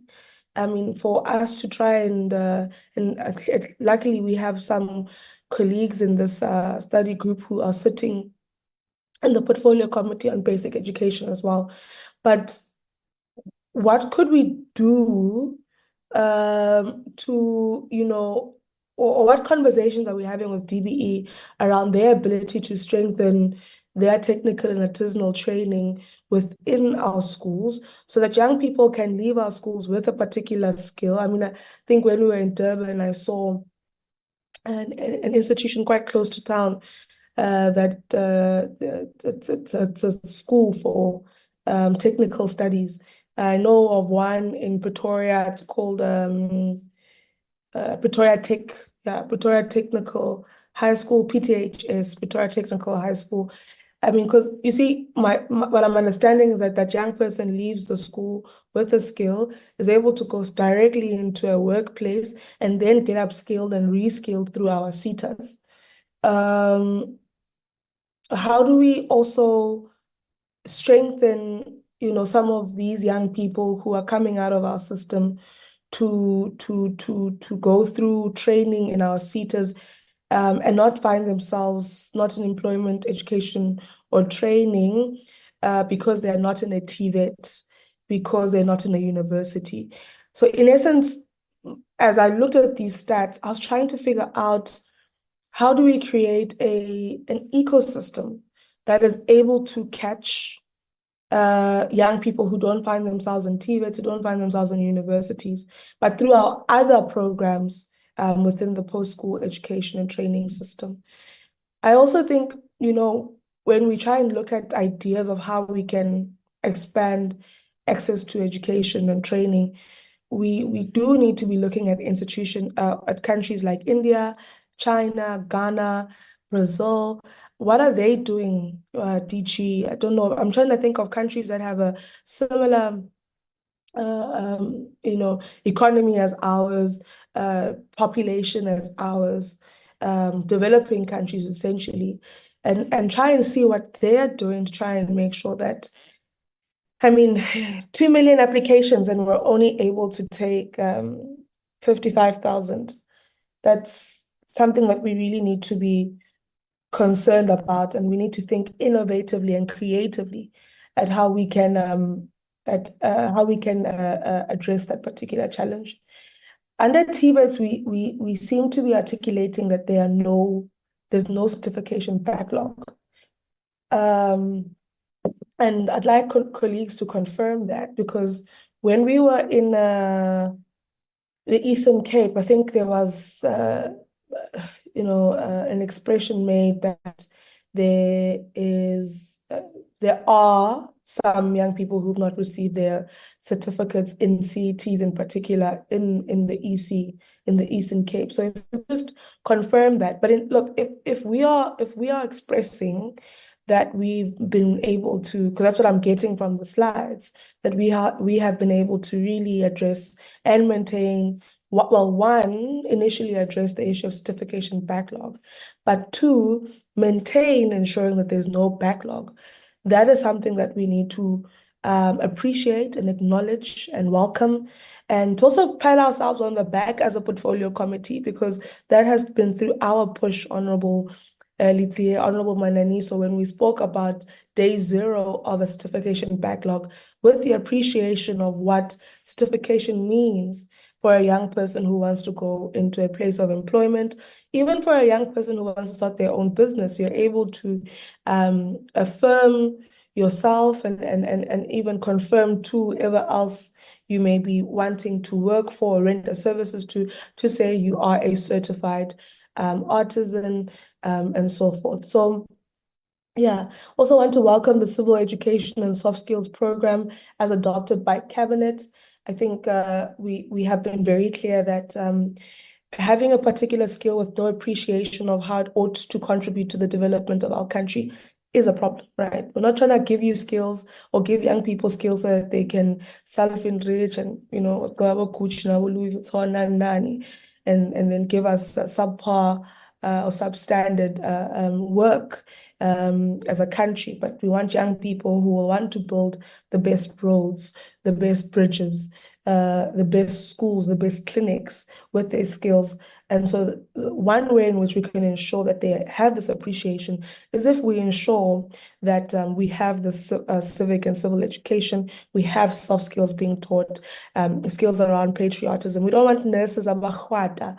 We later on going to be going into the University of Crime Detection. We don't want police officers who treat us the way in which they treat us. And I say us because I myself ongoingly experience the victimization of police. It's actually atrocious what the police in our country, or the manner in which the police in our country at times conduct themselves.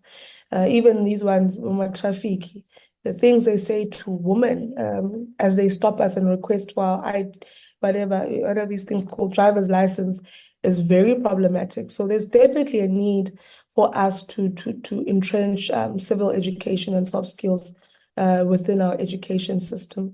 Otherwise, our investment in skills is going to be futile because we're not going to see the benefits thereof because there's no conscious appreciation of what those skills ought to contribute. So I want to welcome that one. In terms of CETs, by when do we think we'll have the enrollment data for 2024? And that's very important for us because we're trying to see if we're meeting the target, right? For a long time, we've not been meeting the target. And so we want to see if we are moving positively and progressively towards the targets that we have set. And also because we look at CETs also as a way of ensuring that there aren't any young people captured underneath, right?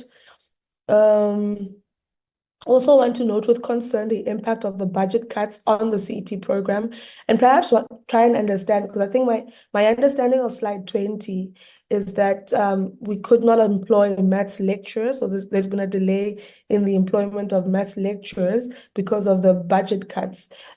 I think it would be very problematic for us to have cut from a CET program that has nothing already. We could have taken from elsewhere. But maybe colleagues could clarify in that regard. I'd like to also know if universities have been transparent in feeding the catch system, because we can only redirect this. My understanding is that the catch system can only redirect applicants or prospective students towards certain options if we are told that there is space in such and such an institution. So the system needs to be fed in order for it to operate. And do we have stats on how many young people catch has been able to assist?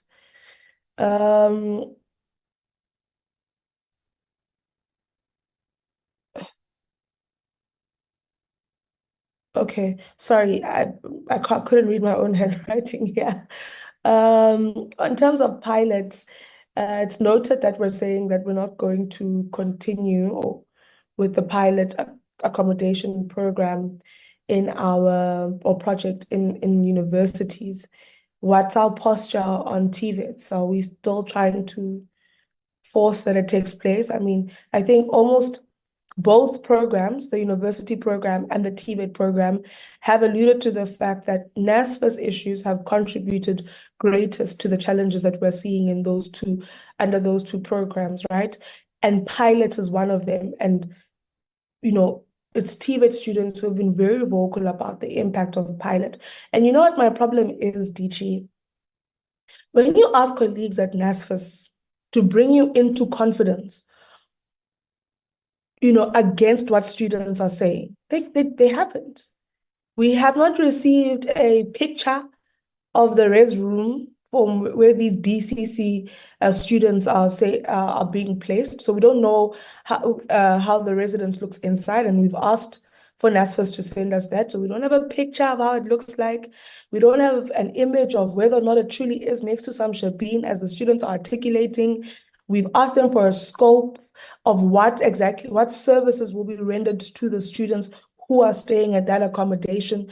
There's a concern that has been raised around transport, where the students are saying we're so far from campus. What is the intervention there? Are we providing a bus? Does the college have capacity to put out a bus? Is the accommodation coming with the bus? Yeah, so when students say it's too far from campus, it's a legitimate concern, right? Does the residence have a study area, a computer lab, Wi-Fi? Because the students are saying, well, if we need to use services on campus, we can't use them because we live so far. So or will there be a bus to move the students between the residents? NSFAS can't answer those questions. They haven't answered those questions to date. So this pilot, the students, they have a slogan that says, asifuni pilot, asimfunu pilot. I'm at a point where namandimfunu pilot because no one is able to explain why pilot is beneficial to the students. And either say yes, the students are correct, or like to nullify. So right now, if the students are alleging that this is what pilot looks like, well, we can only work based on what they have said. If NSFAS is not saying anything else besides what they had the audacity to say when they were last year, which was everything is fine at BCC, and everything is not fine at BCC, according to the students. And we have no proof from NSFAS that, in fact, this is why we are saying everything is fine at BCC, right? I also wanted to state that the varying concessions from one institution to the other are of concession. The varying concessions from one institution to the other are of great concern, and they are a problem for us. The fact that, and it's noted in one of the slides there under universities, that different institutions will have varying concessions on how to assist young people with registration or historical debt. The fact that it's varying concessions is very problematic. And the institutions that would have the most progressive concessions are the institutions that actually have no financial capacity to be making those concessions. So, and I guess this is where institutional autonomy becomes a great hurdle to what we're trying to achieve as a sector. Can I just have clarity on who the meeting was? So we say on slide 28, there was a meeting between CPUT and Stellenbosch. Like, did the department go to CPUT and Stellenbosch? Is that what we're saying? Or are we saying the management met with the students at those two institutions? Because one would like to go back and report to citizens and, concerned MPs and everyone who was telling us about the state of CPUT and UWC, in fact, and SU. What conversations are we having with DBE around the releasing of NSC results? Because we continuously are affected as a sector. Are we at a point where, well, this is how the results, this is the time at which the results are always going to come out, and therefore we as higher education should move our calendar back? Are we there? Or what? Because we can't have a situation where every year we say, DBE released the results late. No, well, if DBE thinks this is the trajectory we're taking, then it means we also have to alter our calendar so that we don't have the negative ripple effect that we are seeing currently, even with NSFAS. I would also like to understand, and DG, you possibly also spoke to this in your opening remarks. Are we saying that as of tomorrow, the 29th of February, universities will be dispersing allowances themselves as articulated on slide 30 of the first presentation? And if that's the case, are they ready to do so? And do they have the capacity to do so? There were some institutions that did not have the capacity to disperse the allowances themselves, and therefore were dispersing the allowances through, a third party. Are those systems in place as of tomorrow? Slide 30. Also, I want to caution the language that we use, so on slide 33, so like saying a strike has ended does not articulate that the matters that inform the strike have been resolved. It just says the strike has ended. So could we have a situation where those matters are raised again and then we have another protest? And also when we sound like we're more concerned about the protest stopping or the strike stopping as opposed to the issue being resolved, it's very problematic for us as a leader in the sector to speak like that, because it means that it sounds like we're not concerned about the issues being genuinely resolved. We are not afraid of protest. We are in a democratic country where citizens are well within their rights to express their concerns. What we should be concerned about is a situation where we have stakeholders in our sector that are aggrieved, because it means that we have people who are not happy and therefore would not be exerting themselves to the best of their capacity. And therefore, from a performance perspective, we as a sector would not be doing well. So, I think we can be, and look, maybe the spreadsheet is informed by the data we're receiving from the institutions, right? But we have a responsibility as a department to be deeper than that, to be more profound than that. And interdicting a strike is not resolving a strike or resolving a problem. Interdicting a protest is actually very problematic, because it says you have no capacity to resolve conflict and negotiate and mediate conflict. You just resort to interdicting people. That's not progressive at all. So if that's the approach some of our institutions are taking, we need to be raising that as a concern as a department. Then lastly, on the universities, on the two, we welcome the fact that colleagues have looked into lessons learned in terms of our other institutions, particularly the institutions that we've recently built. It will be very important for us to zoom into them in particular. And before I carry on, we would like the full report on the feasibility studies. So we note that maybe for presentation reasons, colleagues gave us a summary, but we would like the full report, because we want to understand what those lessons learned were. What have we learned from the two universities that we have built? Also, if colleagues could, I hope maybe this is captured in the report. So when we say that the Minister of Police asked that we make it a university and not a college, and one understands even from the NQF levels that have been articulated, the fact that there will be a postgraduate component to the institution is what also determines it being a university. But one would also, I think we all have a great appreciation for the importance of technical skills, and even artisanal skills that could support our community safety environment or our crime detection environment and so forth.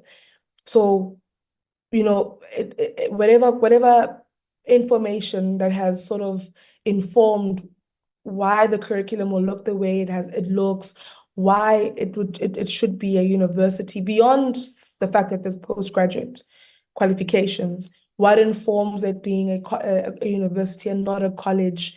Also just unpacking what some of the modules would be. Are we going to include things like anthropology, which helps you understand Abantu and where we come from and why we think the way we think? Are we going to include gender studies, which has been a huge challenge? Are we going to include archaeology? Like many other qualifications that speak to understanding thinking. So what do the qualifications, when we break them down into modules, look like? And how do we get to a point where we believe that in fact having it as a university is more strategic than having it as a college and so forth, right? But also if colleagues could give us an understanding of whether or not we've looked at other institutions of this nature globally and how we've used them to cross-reference our studies around the feasibility of this institution in particular. And then in terms of USI, the University of Science and Innovation, I've already given it an abbreviation. I think it will be very important for it to have everything that we wish, it could have. I mean, an incubation hub, an innovation hub, an entrepreneurship hub, or whatever. I mean, I think in my mind, when I think of how it could look like, Honorable Litia, Honorable Mananiso, because I think of what some of these institutions of applied sciences that we went to in Switzerland, where every space just looks like technology and innovation. Like in every space, young people are innovating, and even a space that really could speak to the commercialization of their innovations. It would be important for us to literally have CSI R&T on site at this institution, and it would be important for us to really work towards strengthening partnerships, from the get-go. Find a way of really mobilizing private sector to find space to find space in these institutions. I mean, what we saw in Switzerland was that there are certain buildings that focus on certain studies that are fully funded by, for example, BMW. And it'll also be very important for this institution to have a strong applied sciences component. So I think that when I think of how the University of Science and Innovation could look like, those are some of the elements that I really think we should be adding to the institution. And so maybe this could be captured in the full report. So if the full report could kindly be sent to us. Honorable Sibia.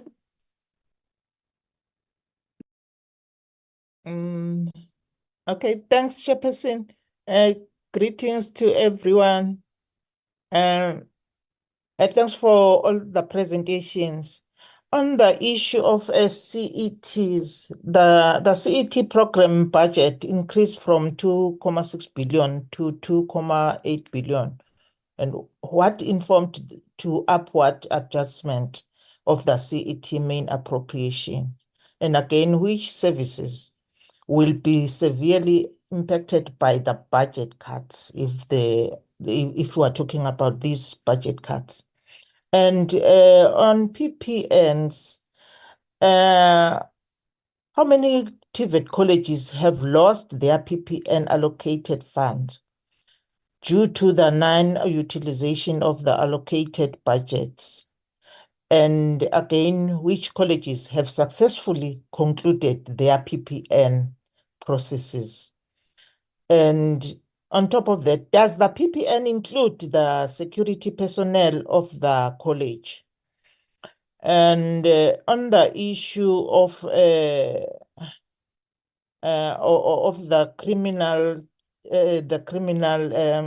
crime, who is responsible for conducting criminal checks?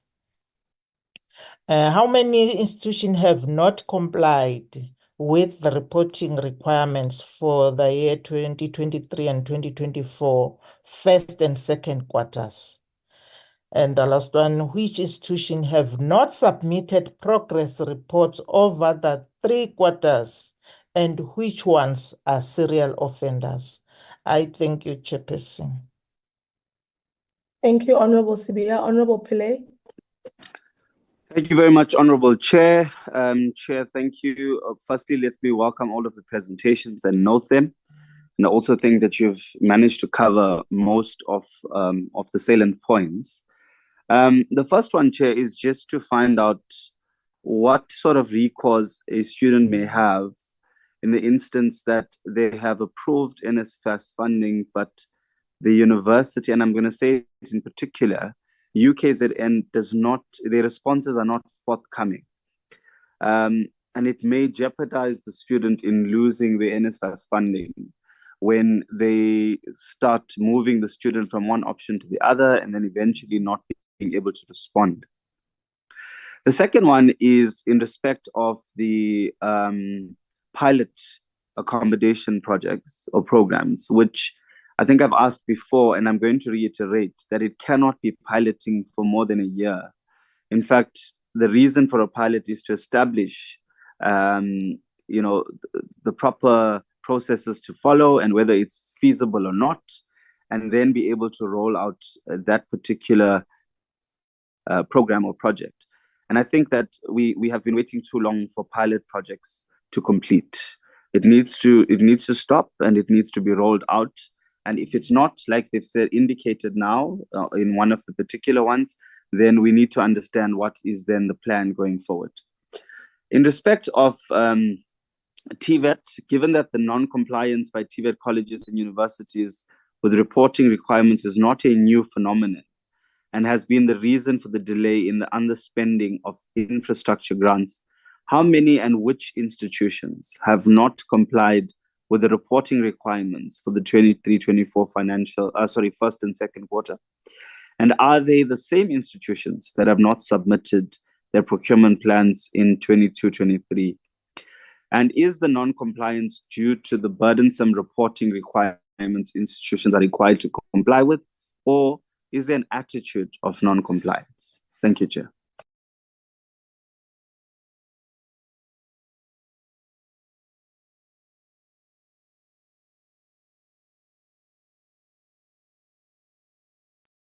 Thank you, Honorable Pillay. Honorable Litsie. Thank you very much, Chair, for the opportunity to speak. Good morning to yourself and all honorable members. I was worried that you may not have seen my hand because I raised my hand and I got kicked out.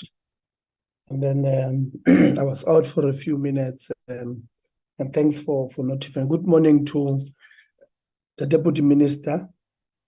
Good morning to the Director General, all DDGs, and everybody else from the ministry and department, including our support staff. I have quite a number of issues to go through. Maybe let's start with your opening remarks, Chair. When you spoke about the issue of NSFAS and universities not playing ball, so to speak, and sort of silently motivating for the sector to be unstable. I think that is not far from the truth, because you mentioned the number of universities that are currently on strike. There are reasons, many of them are blaming NSFAS, but we know, as you said, Chair, that some of the reasons, for an example, the example you made this morning, we have raised it with the universities, we have raised it with NSFAS itself, that you can't have a returning student who would have done well, who is not affected by N+ rule, not the registering because of one reason or the other. If you ask them when they go to the university, they say, the university says, no, NSFAS has not paid for your fees last year. And then you inquire at NSFAS. NSFAS says the university has not sent me the registration data of these kids, of these students from last year.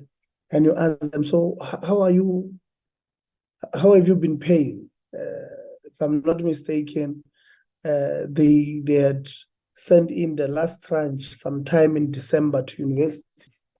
This was the last tranche for what? When in 2023, when these kids are still saying they can't, they're blocked on the system because they owe. It looks like, there's a deliberate attempt to destabilize the sector. And this one put it on the right in the front door of the universities. I mean, I don't understand why would universities not submit registration data from February 2023 till December 2023 of these kids, these students who are supposed to be receiving allowances for the whole year. You ask yourself, so if NSFAS has not paid for this kid, you ask this kid, so did you receive your allowances for the whole year? And this kid said, no, we have not. We did not receive our allowances for the whole year. So it's miraculous that they actually did well. Because the assumption, if you don't give me an allowance when your records suggest that I should get them, the assumption should be that this child has not eaten the whole year. So it's miraculous that they've passed at the end of the year. And NSFAS on their system says, no, this child is funded. You ask them, so who was responsible for distributing their allowances from February till June? They say universities. So have you given this money to universities? They say, according to our records, yes. But this kid has not received his or her allowances. So where did this money go to? From July until late last year, it was the fintech companies who were expected to give these kids their allowances. These kids say, we have not received. And you ask yourself, DG, did these companies claim for this money of these kids? And if yes, where did these people take these monies of these kids to? And we're not talking about small change here, Chair. Like for an example, in my case, I've been dealing with these cases of this student, more than 100 of them. More than 100 of them. So if it's over a year,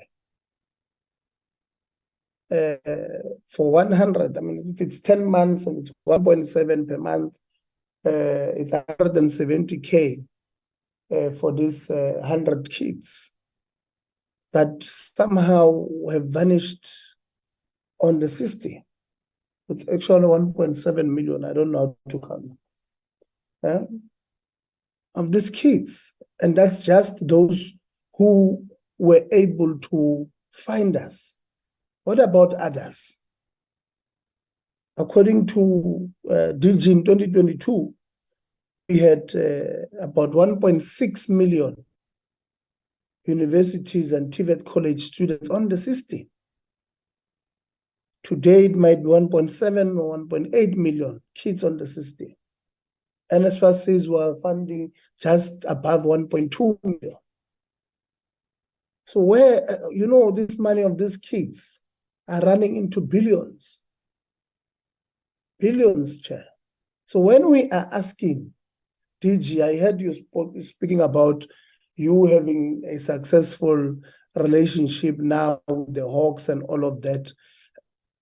Maybe that's commendable. But the deepness of what we're dealing with here honestly speaking, it's like we don't understand how big this thing is and the impact it has on the university the university lives of these kids who come from poor backgrounds, middle class, or low income households that, honestly speaking, they don't have anything to offer these kids. So what are we promoting here?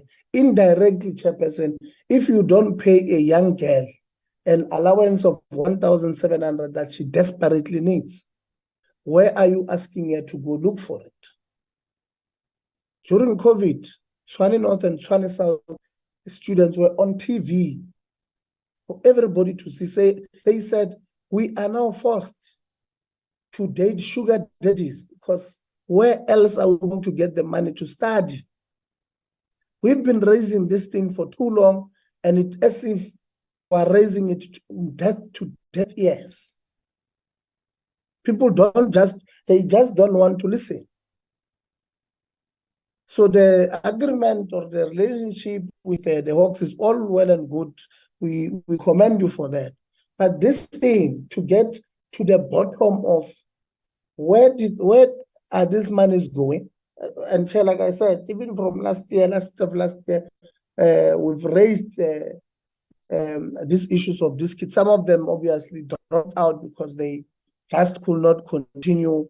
I know of a case of one was at Nelson Mandela University, who comes from my constituency in Dobsonville, who had to go back home and deregister in April because the parents had nothing to give to that child who was at Nelson Mandela University.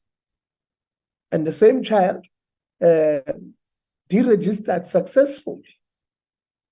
This year, she's at University of Western Cape. NSFAS says, no, we paid for your full tuition at Nelson Mandela. The child and the parents get hold of Nelson Mandela to say, why did you charge NSFAS for a whole year when we deregistered on the 12th of April? Can you please give us our deregistration certificate? Even now, the University of Nelson Mandela is still refusing to give this child proof, even though it's there on the email. They send it successfully today. So we have a multi-layered problem here on our universities and TVETs being, or the whole sector being unstable. It's both NSFAS and the universities who are continuing to do this thing. Another bone of this thing is corruption. And I've not even touched on the pilot. I've not even touched. I'm just telling you about simple administrative things. So it can be business as usual with these universities. And I don't think sometimes we have an idea of the problems that these kids are enduring at these institutions, because if we did, our state of readiness will not be as rosy as it is. It will be clear that we are engaging with USAF, and this is where we are. That USAF that is now playing politics, so we can't continue as business as usual. I mean, there are strikes, Chair, that you mentioned in your opening, almost in many universities and all of that, including the University of Pretoria, that would have started, I think, at the beginning of this week. So it can be business as usual. So I want to ask the department, with immediate effect before the end of this week, to sit down both with NSFAS and with USAF. Because DG, I think the diagnosis that you believe the problem between NSFAS and USAF or universities is consultation. It's not. It's not. The problem there on student accommodation is that when NSFAS enters and does accreditation itself, they are simply disturbing a well-oiled or well-running infrastructure of corruption at this university. You are disturbing it. I'm not saying this for the first time. I've said it since 2022, November. And I said, when we said to NSFAS, if you enter that space, you are going to anger a lot of people there. We support you entering there because we can't continue business as usual and people stealing and all of that. We even made an example, DG, of one forensic investigation that was conducted at the Valley University of Technology, where it was found that all along we've been paying 50 houses, who claimed that there were students staying there. When we got there, there was nothing. It was private homes of people who stayed on their own. But because the person who had accredited that was from the university, obviously there were a number of them there stealing together. And we use that as an example. We said there's this forensic already that shows you that you as NSFAS, you have been paying something that does not exist.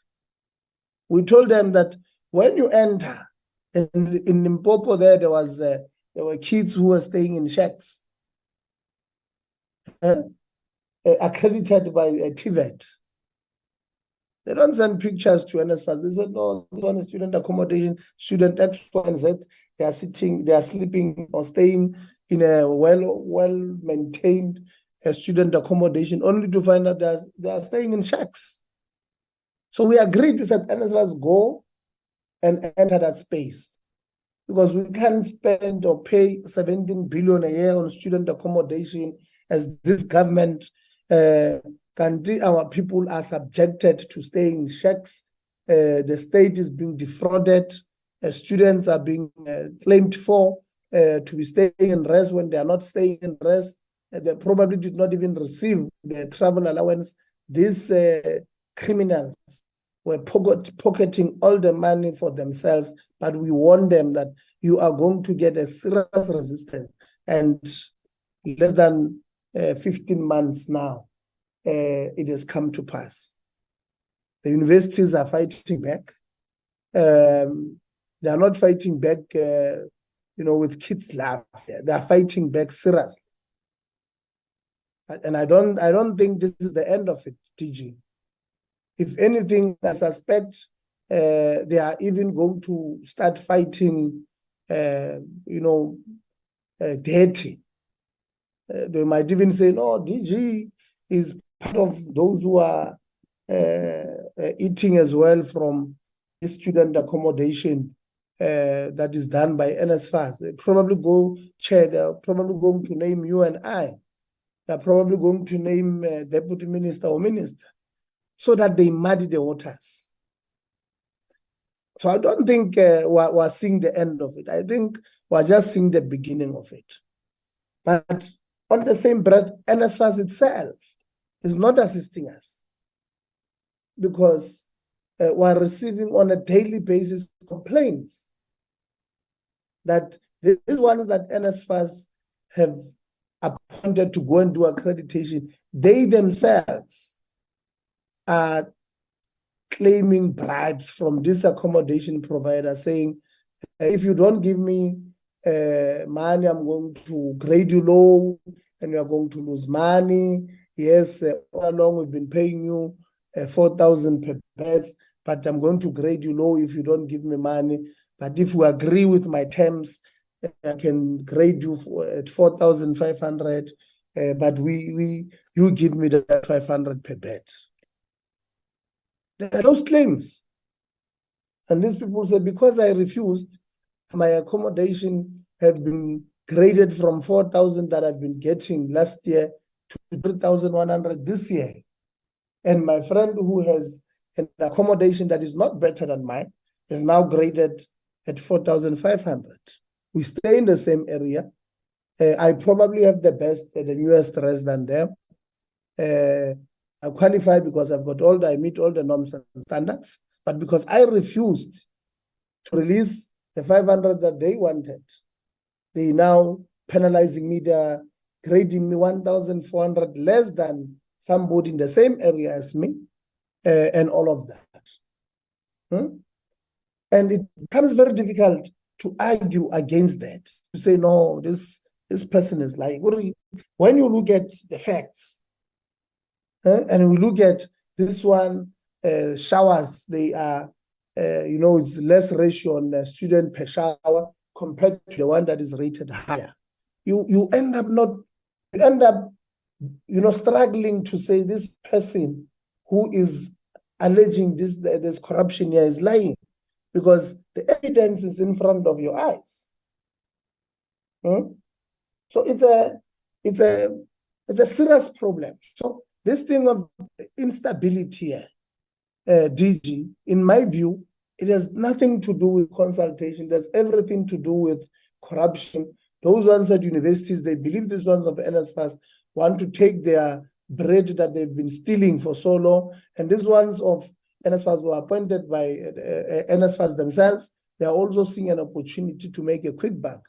So if we are to get to the bottom of this, and I'm repeating this for the 50th time, the department must institute a forensic.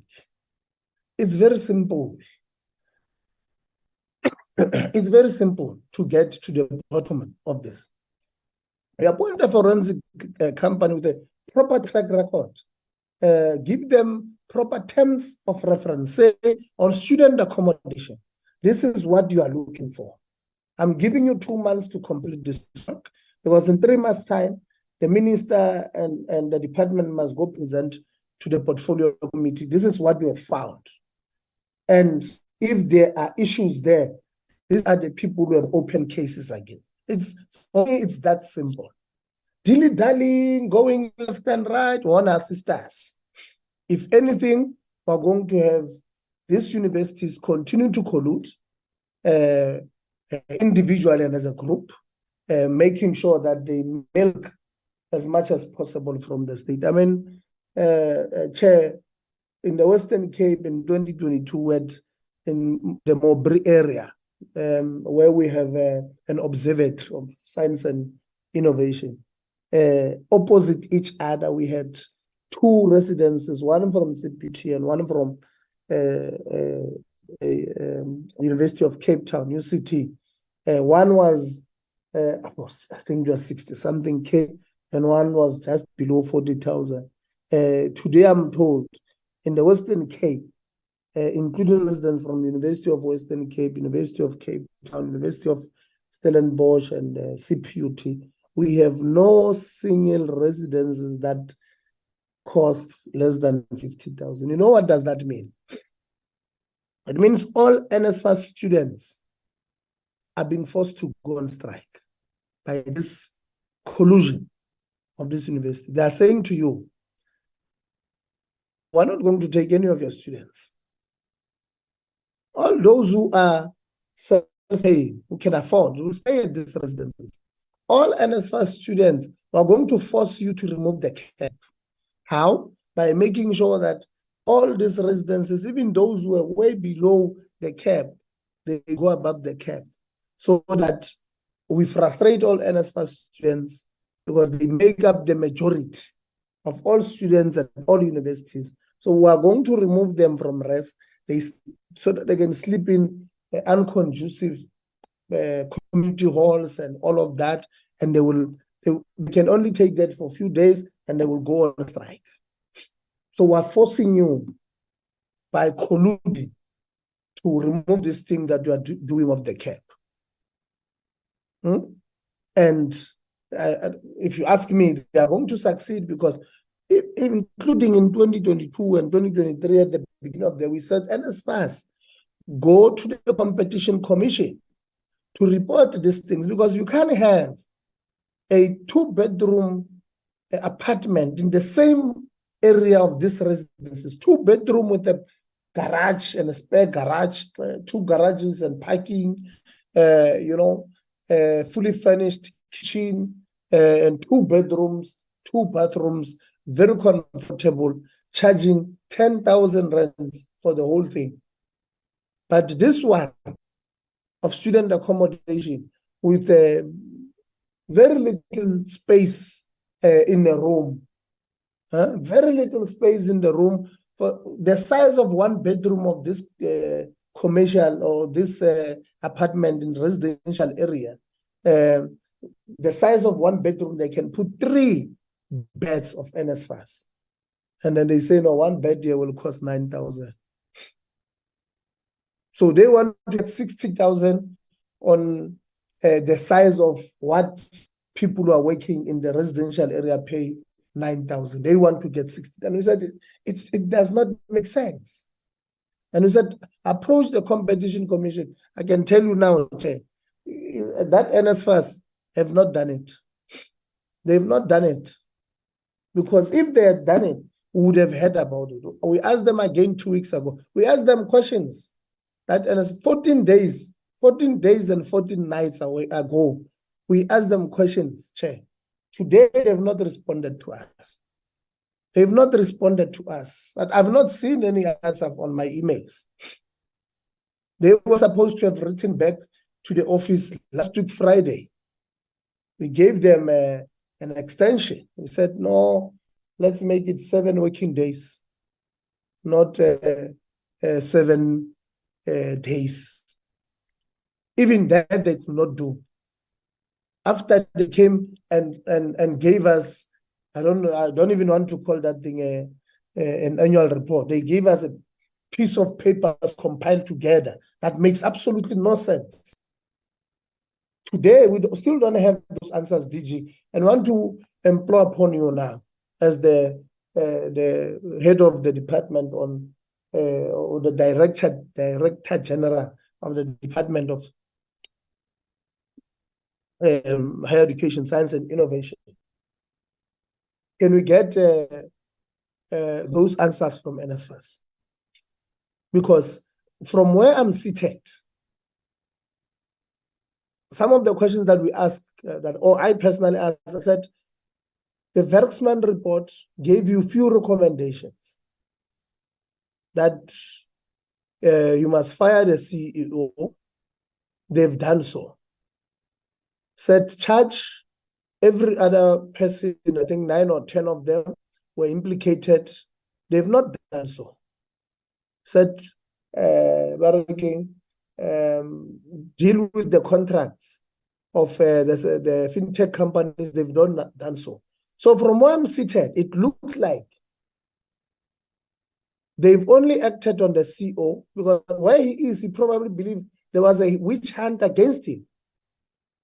Who would say he's wrong? Because how do you deal with one aspect of the report and not deal with the rest? I asked them specifically 14 nights and 14 days ago, where are you with this one?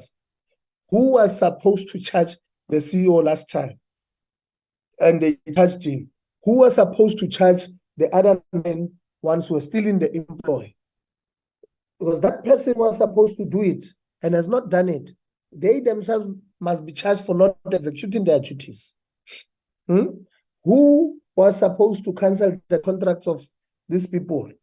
And how far are you with it? You have not done it. Who was supposed to do it? Have you charged that particular person? They've not answered me, Chair. You know why? Because it's just an era of impunity. Those people don't care. That's why even when you send queries, Chair, about a returning student not being assisted, they just they act as if they are moving around. No, we're assisting, but they are not doing anything. So we can't have such things. Maybe let me, before my blood pressure goes up, go straight to my questions. GG, on the appointment of the different levels at the TVETs, You have said that many appointments are at an appointment stage. So you have done the interviews, you have shortlisted, you have deliberated on who must occupy which position, and so on and so forth. You say many of them are at that stage. How many of those are principals of these TVET colleges? How many of those are deputy principals of these TVET colleges? Why am I asking you this?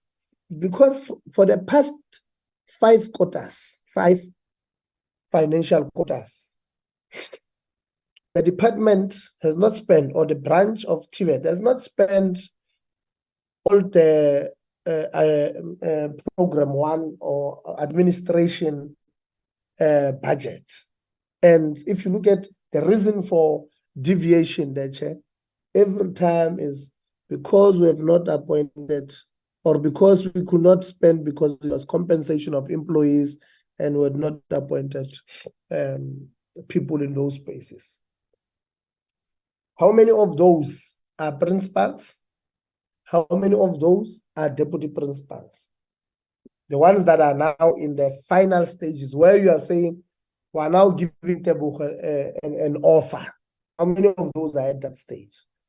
Again, how many of those are now scheduled for interviews? Because that was also something that you said. You said some of them are on the a point where they're scheduled for interviews and all of that. So how many of those are at that level? And then moving to another small matter of no, not this one. You see now, my notes just vanished now. Hold on 1 second. Yeah, here they are. And then, did I see correctly on the spending patterns, acting CFO or CFO? I'm not sure if you are acting or not. Maybe DG, you can also clarify that part. If it's acting, how far are we in terms of appointing a substantive one? I think on the budget, did I see correct in one of the slides where you said you have paid all invoices within the 30 days, all the 3 quarters that we are dealing with today? I think I may have seen something to that effect. Is that true? And then yeah, on the okay, maybe let me go to skills development. Yeah. There's also on the slide, DG, that because some of the monies that you're supposed to, or grant that you're supposed to send to NSF was not sent on time, and you guys are now busy with that process. NSF, and also you say some of those skills development are the ones that are done by the department, and there was some delays. You did not reach some targets on that one because your processes were slow in the department. NSF plays a critical role in skilling, upskilling, and reskilling of our people. Stats SA says just above 30-something% of people are unemployed in this country. And many of them are unemployed because, they're unemployed because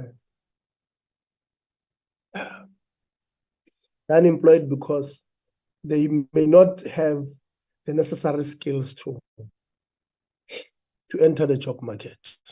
Earlier on, DG, you said that we've surpassed the targets of artisans that were supposed to train per annum. That's very nice and commendable. But we still have a lot of unemployed young people in this country. The problem at NSF, and I'm happy you also said you have advertised some of the posts there and all of that. The problem at NSF is that it takes forever. That's the due diligence that you guys do at NSF, and we're not saying you must not do it, but it takes forever to approve a program at NSF so that we're able to train this unemployed youth or reskill some of them into, occupations in high demand or what the economy needs currently.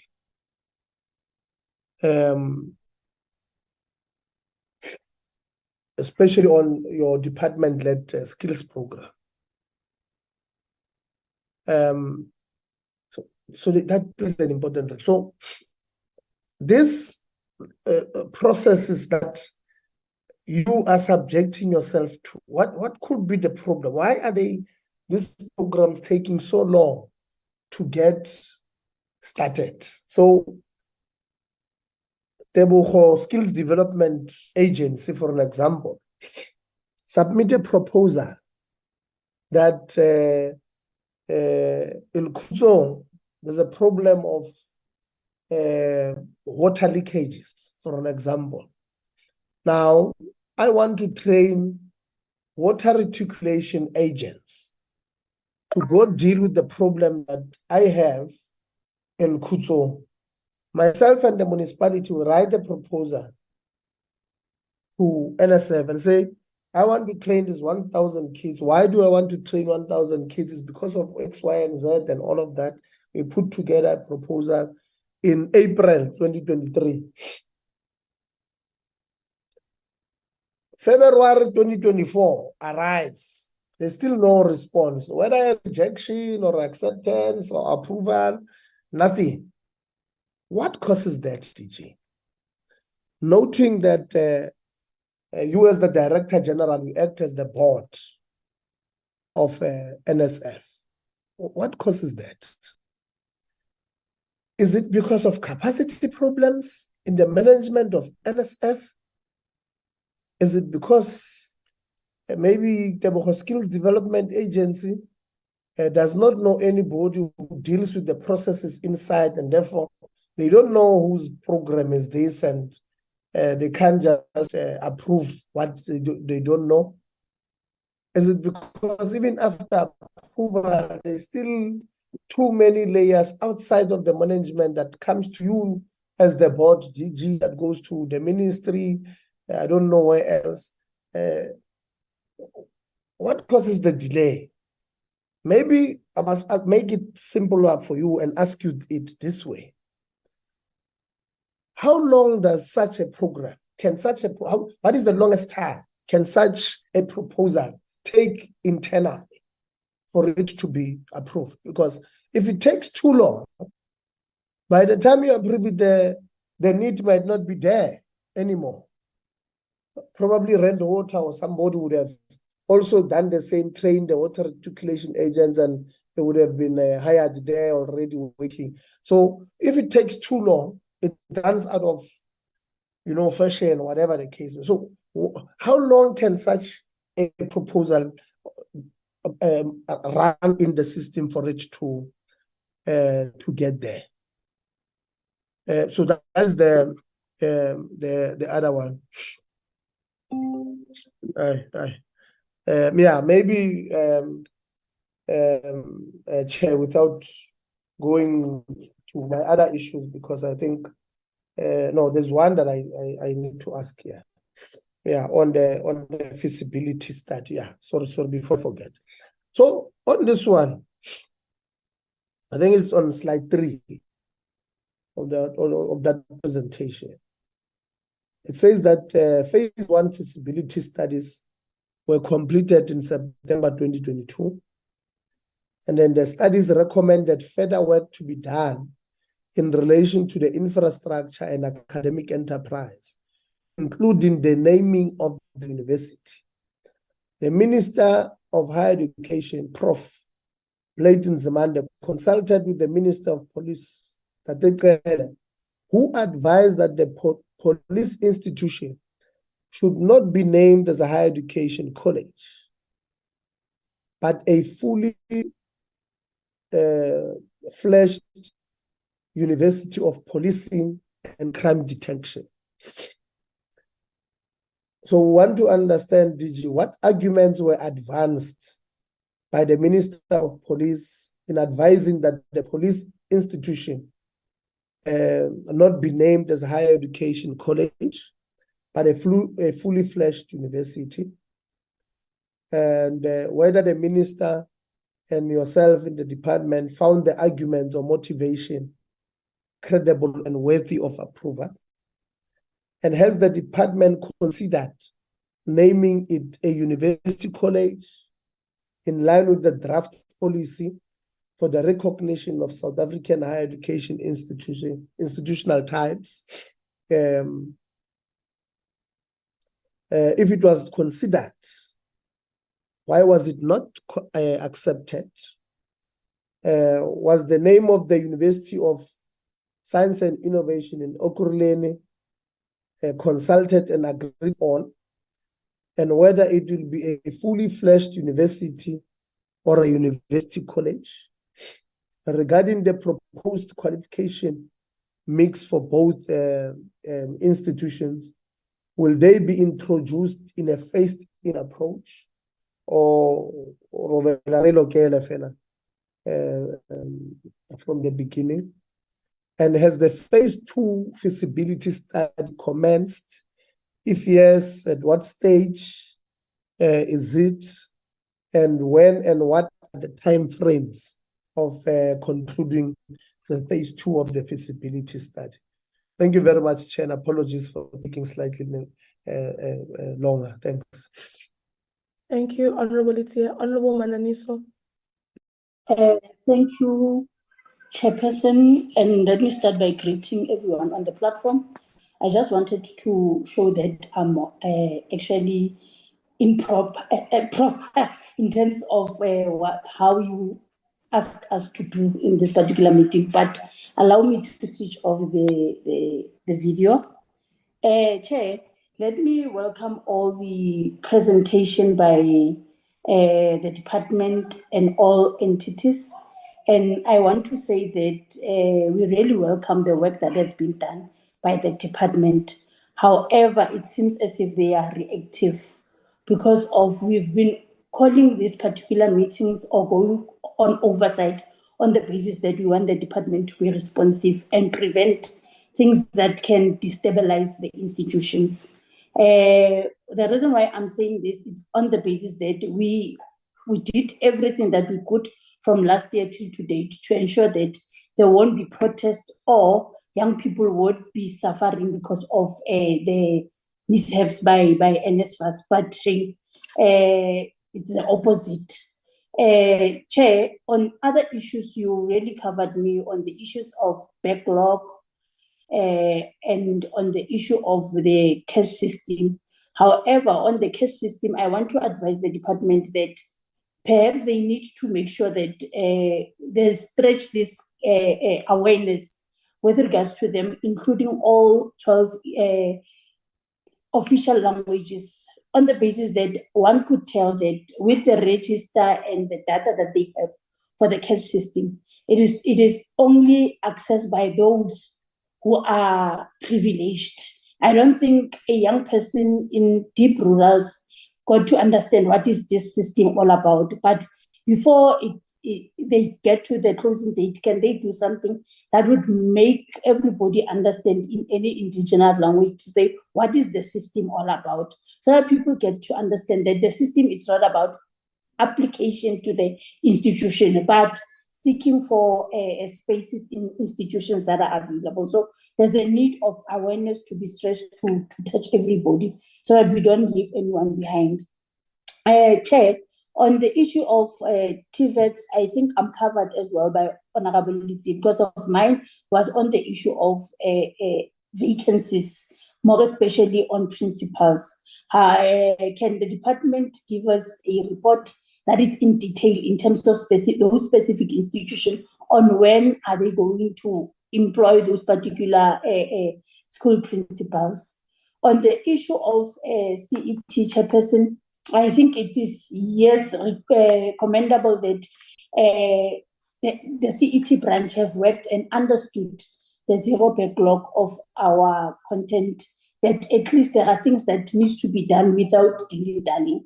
And really they did their sterling work in terms of responding to that. I want to check with CETs, how soon will the commencement of repurposing government infrastructure or public works for community colleges? Because I think that we have seen that most of the CET branches are backwards on the basis that they don't have proper structures. On the issue of the report, I just want to indicate that I'm noting that there's a challenge in terms of Black-owned businesses. And I think the department must be deliberate in terms of ensuring that they respond on high note and in terms of addressing that, because of we are committed to the transformational agenda that it must not have a specific lens, but everybody must benefit and everybody must play part in terms of the ecosystem. So I want to check, do they have plans in terms of ensuring that in this last remaining quarter, they ensure that they meet and surpass the target with regards to that? And I'm noting as well that issues of the persons with disability in terms of the achievement, I have noted low percentage. I would want to employ to the department that they need to come with a plan in terms of how they're going to ensure that on this one, it's of persons with disability opportunities. It's not a byway thing. We are able to actually meet the target without fear and favor. Can they give us a plan on with regards to that?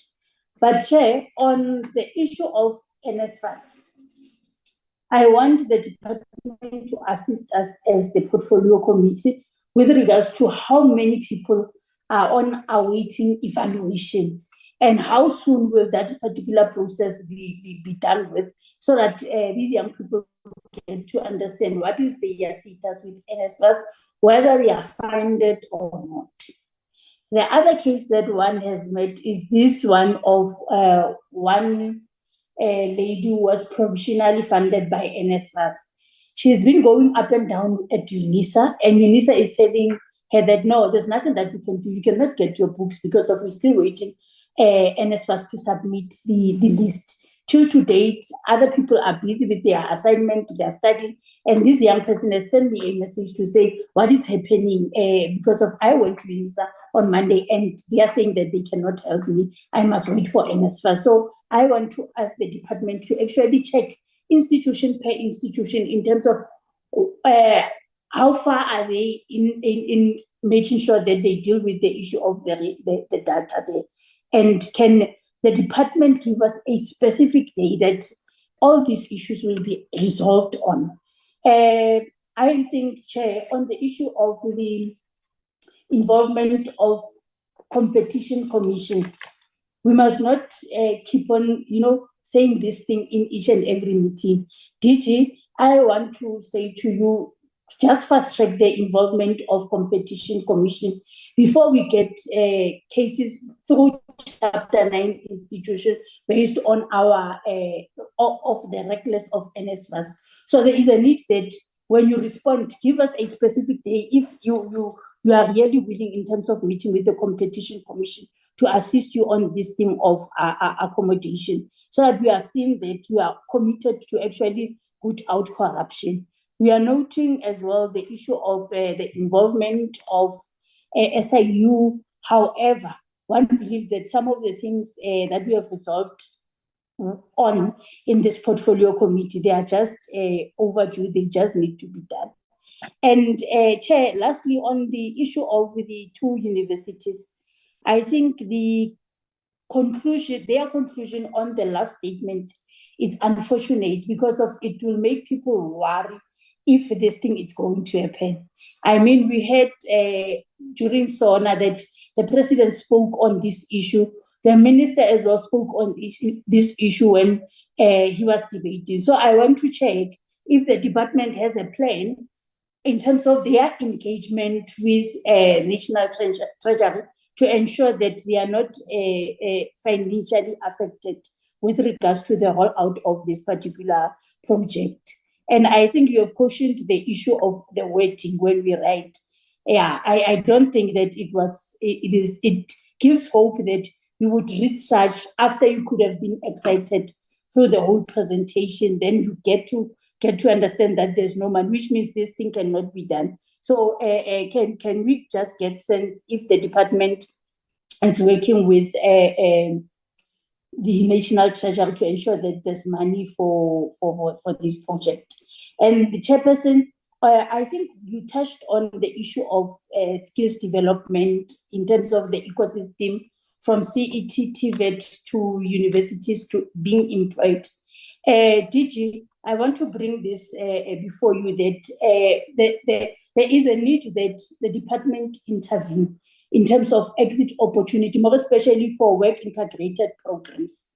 Young people who are beneficiaries of these SETAs, they have to make their own plan and way in terms of getting that work integrated station. So can't the department assist that when you are you are a beneficiary of a certain SETA, while you are looking for the work integrated learning program, you get a certification or a document that says that you can go and produce to any institution that you have identified so that they give you that particular space. Because we know all our institutions, not especially municipalities institutions, they have a challenge in terms of human capacity. So I don't think that it will be difficult for them to welcome such a human capacity into their institution so that they finish their work integrated learning phase.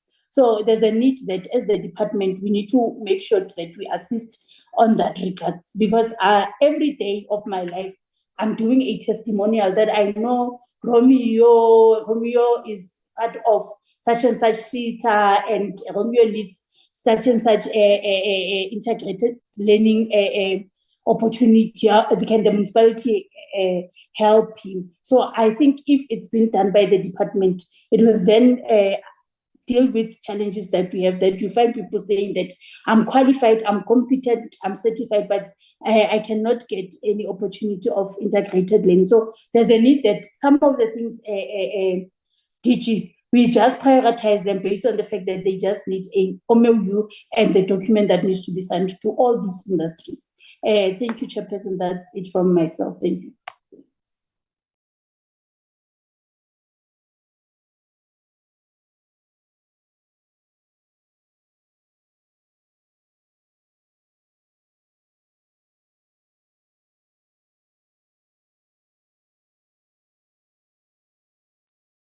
Chairperson might be having a problem of network. Let me try She's and coming get her. in. She's In coming the in. meantime, Thank those who you, must Honorable respond. Debza. Thank you, Honorable Itia. Thank you, Honorable Jane. Those are the questions and comments from members. By and large, it's been comments, right? There are questions, but definitely there's been comments, which I think, DG, we have to take with great concern. And I think members have expressed their concerns around a number of things that are happening in the sector. You know, when we think about the issue relating to registration and enrollments, it's great that we're talking about the 2 new universities that we're building, but it will be important that we hasten the work that we're doing in building these universities so that they can respond to, you know, these concerns. And that's just one more thing I wanted to add. But otherwise, those are the comments, questions, and recommendations from members. Also, a lot of recommendations have been made from members. I'm going to hand over to you now, DG, you and your team to respond accordingly. I didn't pick up on too many matters that needed, figures, but figures that need to be responded to in writing. But quite a lot of matters that needed additional information like reports and so forth. And so if that could be sent to us in the next 7 working days, we'd appreciate that. But before I hand over to the DG, I know the Deputy Minister said he's going to excuse himself at 12. I don't know if he's still here. Maybe if you'd like to say anything before we hand over to, well, he is still here. I can see his device is still here.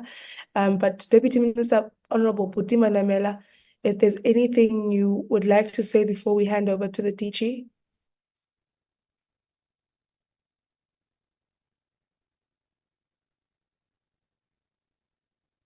Okay, I think the Deputy Minister is already in his engagement, 12 o'clock engagement, as he indicated. So let me hand over to the Director General, Dr. Nkosinathi Sishi.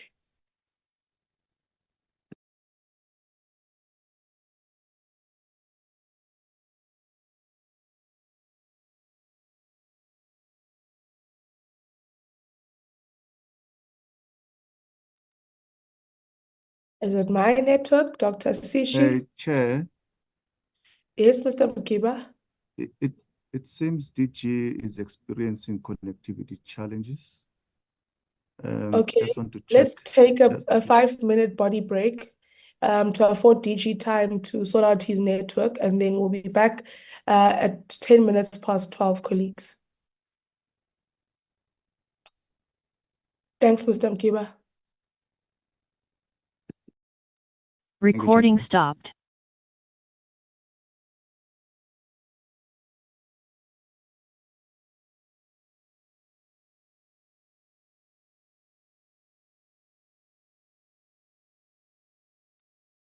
Comrade Jane, you can lower your hand now. Maybe even the hand is getting tired. It's been up for long now.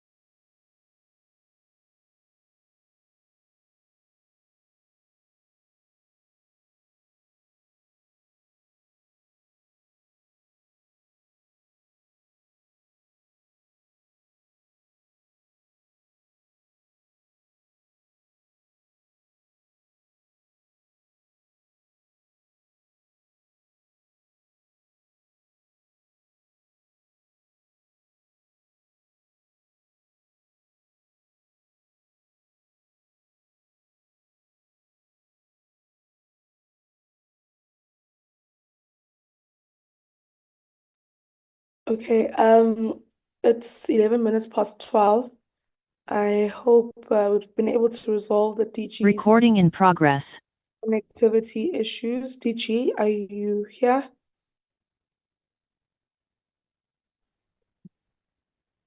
Yes, indeed, Chairperson. Okay, great. All right. Those are then the comments, questions, recommendations from members. I'd like to hand over to you and your team to respond accordingly.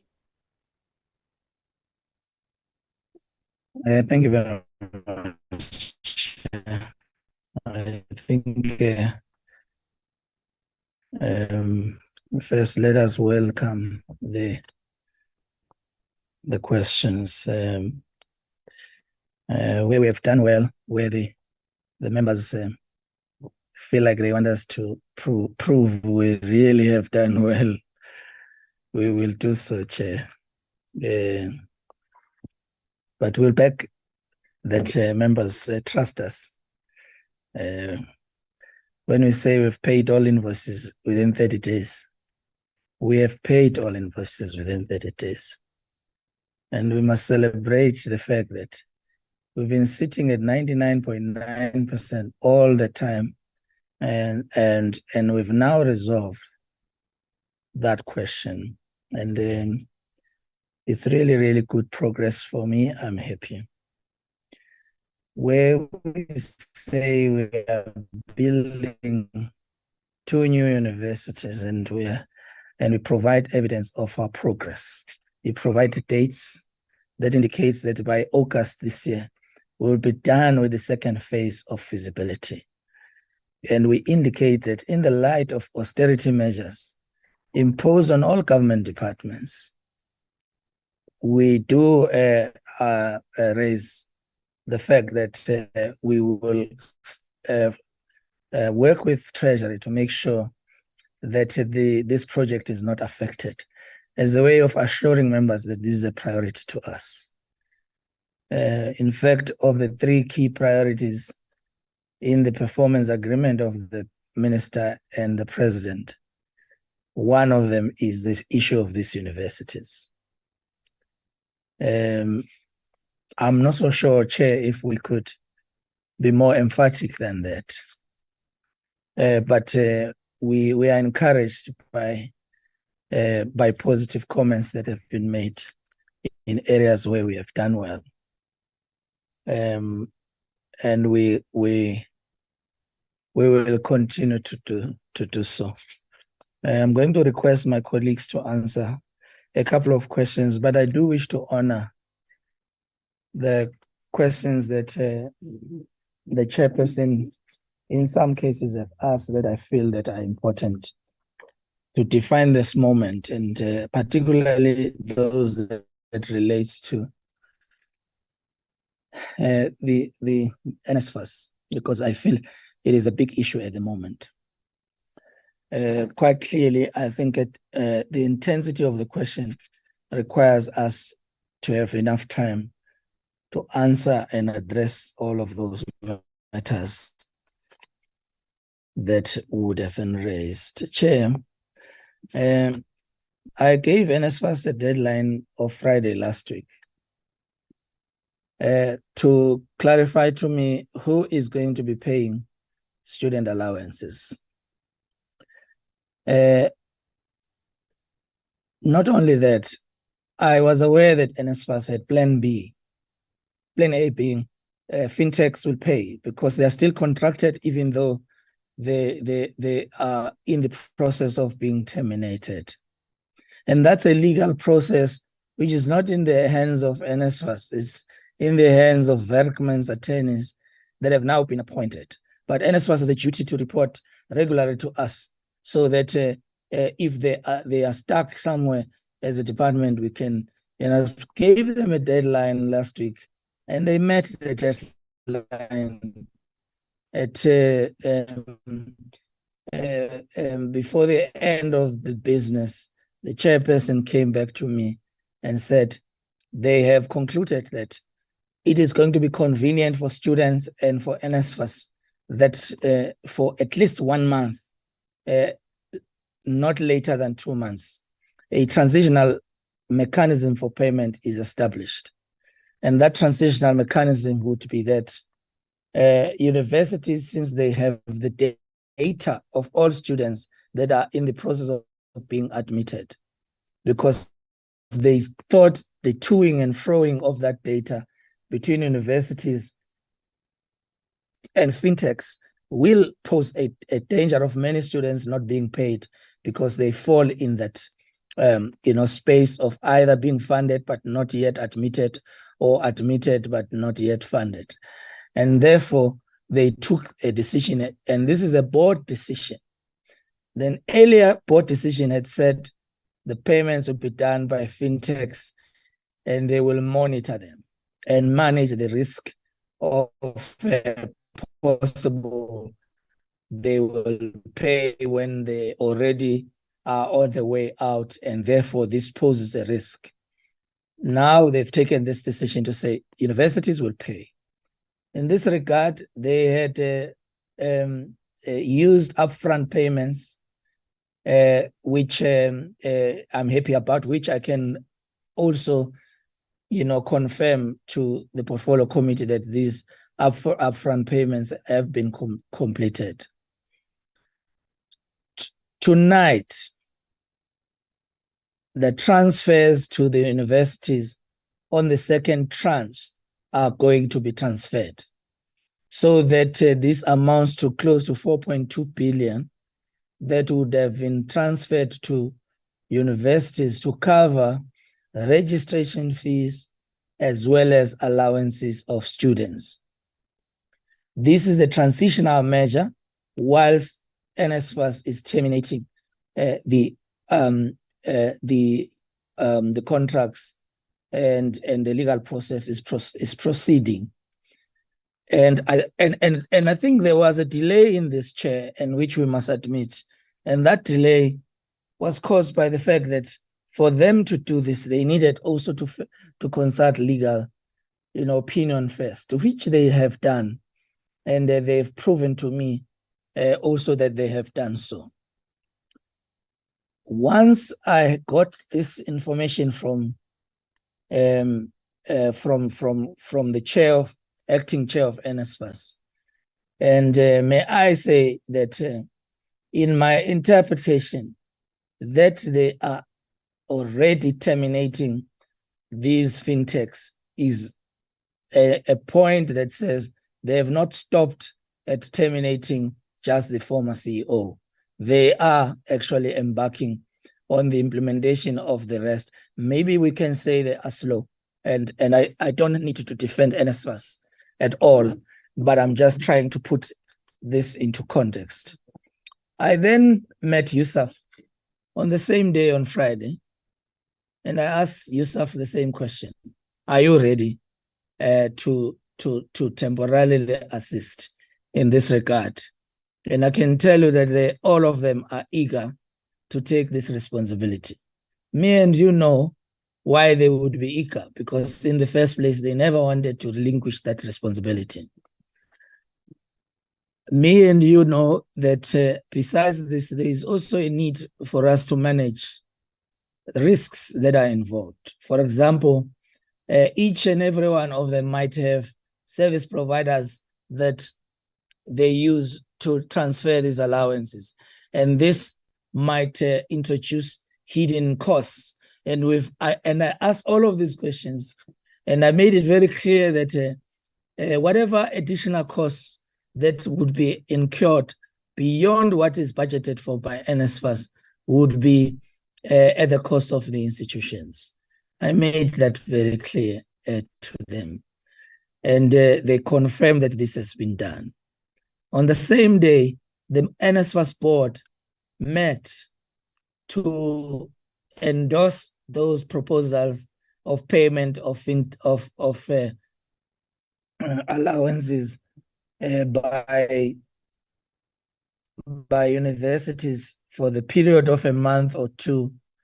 And during this period, the role of NSFAS is to ensure that they acquire all data on the students that are registered at all universities, so that whoever they appoint to assist them if they are not doing it themselves, they have all the data within themselves and they don't depend on the universities to do so.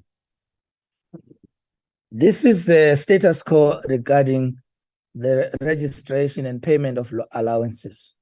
Yesterday, Chairman, I indicated that there were incidences at two universities, DHET and UKZN, and I sent in my officials to deal with it, to establish what this was, and it was clear to me that largely these were about the concerns that allowances may not be paid.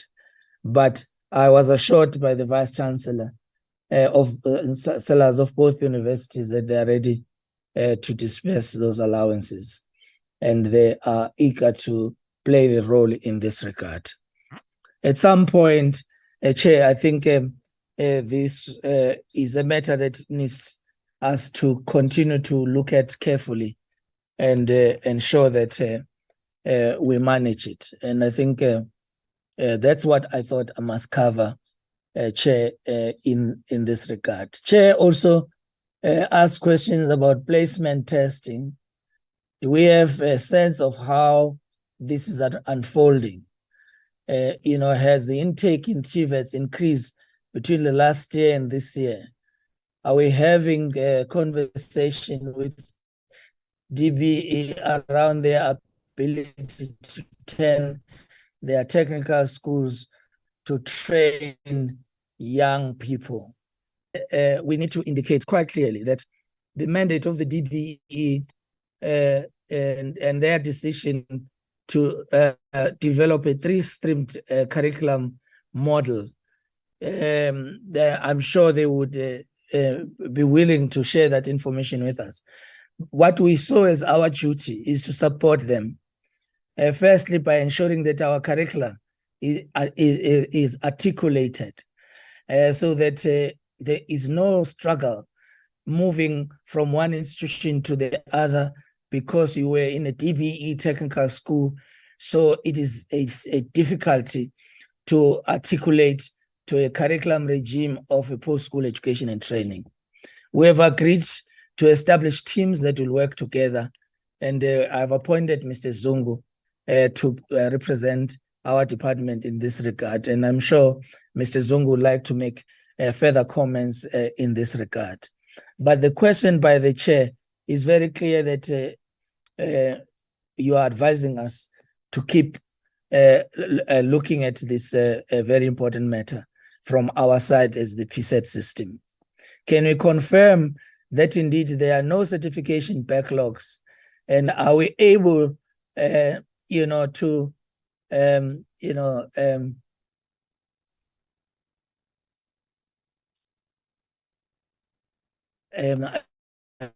my own handwriting sometimes give me my problems, but I think just confirmation that the backlogs. I'm happy, Chair, about the progress regarding certification, but there's a policy decision that needs to be taken so that we never have a certification problem anywhere and anytime in future. One, it is that when we say certification, we need to separate between subject certification and full qualification. Full qualification is a requirement that after you've done various and you've qualified in various subject areas, you then don't automatically get a certificate, but you apply for the combination of your certificates. That's a policy that was taken some many years ago. I think we need in exam to look into whether it's still necessary to do so, or the system can just automatically combine once the number of required subjects is achieved. I think the capacity of the system, and I think it's just an ICT issue, is such that we should be able to do so if a policy decision is taken in this regard. So there will be students that fall in the process of, I know I have finished. I know I need to do 6 matric subjects and I've done 7 or 8 because the requirement is that you can exceed the minimum number. And I need all of them to be combined. And I'm awaiting the department to do so. And on the other hand, the department said, I'm awaiting you to apply for us to be able to do so. That is the issue that remains in terms of the backlogs. But there are also other admin issues that I need to share with you, Chair. One of them is that once certificates are issued, the practice is that these would then be pulled together as according to centers where exams have been written. Normally, those centers would be institutions and sent to the head of that institution so that they are closest to those who wrote exams. In this regard, the department has had problems because depending on how institutions are run, that is how certificates would be managed. And we've learned from this. And I think that the department must just take full responsibility for issuing these certificates and not delegate to institutions. But there are institutions that have done excellent work in this regard. And so that decision also must take into account that we've gone a long way in developing capacity for institutions to be able to perform some of these duties. But in respect of an answer to one question, confirm that there are no backlogs. The answer is emphatic. There are no backlogs. And I think it's there. And we are happy, Chair, that on our own we would not have done this. We have done it because of work by CETA, work by officials of our department, and the leadership of our minister, our deputy minister, and our portfolio committee. The appetite to train our students on soft skills and civil education is huge. I think there's a huge appetite for this. May I just indicate that not only this has been done, NSF has recently approved, funding for employment of close to 25,000, social workers who are going to work with us in dealing with some of the issues around civic education and soft skills program. It's a flagship program of the department, led by Higher Health in our department and the branch CET colleges, because it is largely a CET located program. We are excited about it, and the appetite is demonstrated by even the funding that we have allocated there. When are we going to get enrollment data for 2024 for the CET sector? Because of the manner in which the administration of enrollments at CET happens, we anticipate by the end of March, all that data will be available. And we try to say so in this, but I think there are other models as well that we can employ to provide more reliable data much earlier in the system for decision making, for policy making, for enabling oversight, Chairperson. To impart, the issue around budget cuts on CET sector is a crucial issue. At some point, I assured you, Chair, that the CET sector is important to us, and I would like my office to share with you the letters that I've written to Treasury around the no-go areas when it comes to budget cuts, and they include the university capacity development program, where we train Black academics, where we train young professors, targeting female and Black academics in this regard. It's a program that we do not wish to compromise. Programs such as the Siso Pengu programs that looks into closing the gap between your historically disadvantaged institutions and your universities that are historically advantaged is an important program, and it cannot be compromised. The CET program cannot be compromised. And we agree with Treasury. I have had the opportunity to meet Treasury a number of times in this regard. And in the budget speech, already the Minister of Finance has announced that about 27 billion is allocated for education. Now what is remaining is that between our department and Treasury, we are able to agree on of the amount of money allocated for education, how much goes to a basic education to deal with early childhood development, how much of it goes to or post-school education to deal with the pressures of post-school education. I'm fully excited about the budget speech, and I feel that it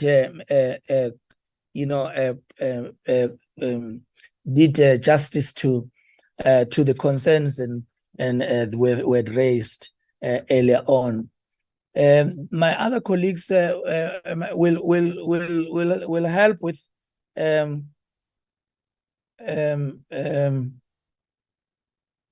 covering the rest of the question, Chair, but I thought that I needed to make those remarks regarding the matters that were raised. We take into account, Chair, that you've requested a full report on feasibility studies, and so that we learn from the experience. Indeed, immediately we complete the second phase, we shall do so. May I also, just in addition, cover some of the questions asked by Honorable Letsie around the two new universities, where he has asked Honorable Letsie asked the following questions.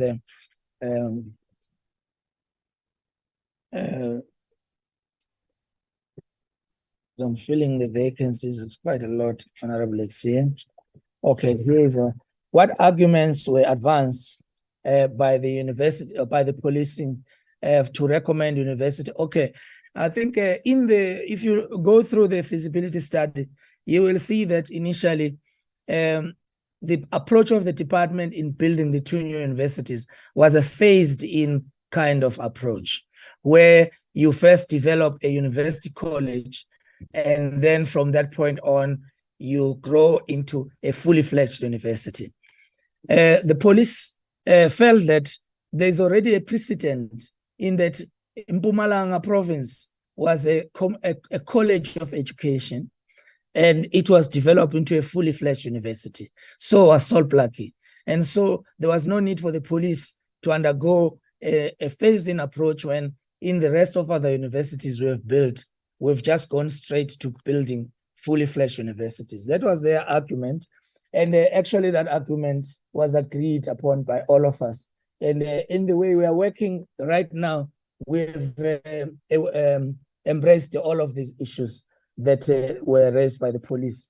I think it's important to indicate that this work is not just the work of the department, it's a collaborative work by both of us with the police. And they are very active in it. And I think the report seeks to say this. Honorable Mananiso is imploring on us to deal with the issues in a proactive kind of way, and we take the advice of Honorable Mananiso on this one. That we need to improve on advocacy for the catch system. I think these are advices that we embrace and we accept. and we appreciate. How soon are we going to use government infrastructure? I think I'll follow on this one because it's not complete. Or I think it's how soon are we going to use government infrastructure for CET? CET College is moving very fast. Not only have we allocated resources for building 9 institutions, but I've personally led my teams to visit each province to meet public works offices for the allocation of land. And I've already appointed consultants to build, consultants to design. All of this is work that has been done. I think at some point, I would like Mr. Mlambo to prepare a report that nuance this. I expect that between now and the next 2 months, we make announcements of further progress regarding CET colleges. We've got about 8 hectares of land in KwaZulu-Natal allocated already for CET. We've got more than 7 hectares of land appointed in the Eastern Cape. We've got a hospital in the Northern Cape province that has been handed over to us to renovate into a new college by the Northern Cape government. It's the work that is continuing is really to me a good progress regarding if that will help to answer the question. Honorable members, allow me to request my DDGs, DDG TVET, DDG universities in that order, DDG CET, DDG skills, and DDG corporate services, and our CFO to make 1 minute each comment. Maybe they can add, especially if there are specific questions to be asked. But let us assure you, Chair, that this work that we are presenting to you, no doubt shows progress of the department in a number of areas, and we are excited about that program. This work also shows areas where there isn't as much progress as we would have loved, and we make it clear what those areas are, and we do indicate how we seek to deal with those matters. We need the support, in dealing with these matters, and with your support, I can assure you, much more work that is done is going to come through. And I'm right now excited about the master skills plan and the review of the HRT strategy, which is going to inform the work that we do in collaboration with other government departments, and that is going to accelerate service delivery in this regard. DDG Zungu. Thank you very much, DG, and greetings to the Honorable Chair of the Portfolio Committee, Honorable Mkajwa, together with the other honorable members, our Honorable Deputy Minister, my fellow DDGs, the Minister's advisors, and all the colleagues from the Ministry and our other colleagues from the department. Chair, allow me to switch off my video because of the bandwidth. I think, DG, you've covered most of the issues. I would have touched on the issues of certification backlog, which we have covered extensively, in clarifying the issue of the first-time issue as well as the full certification, which sometimes confuses the system because it is not automated. So therefore, it means students need to apply in order to receive their certificates.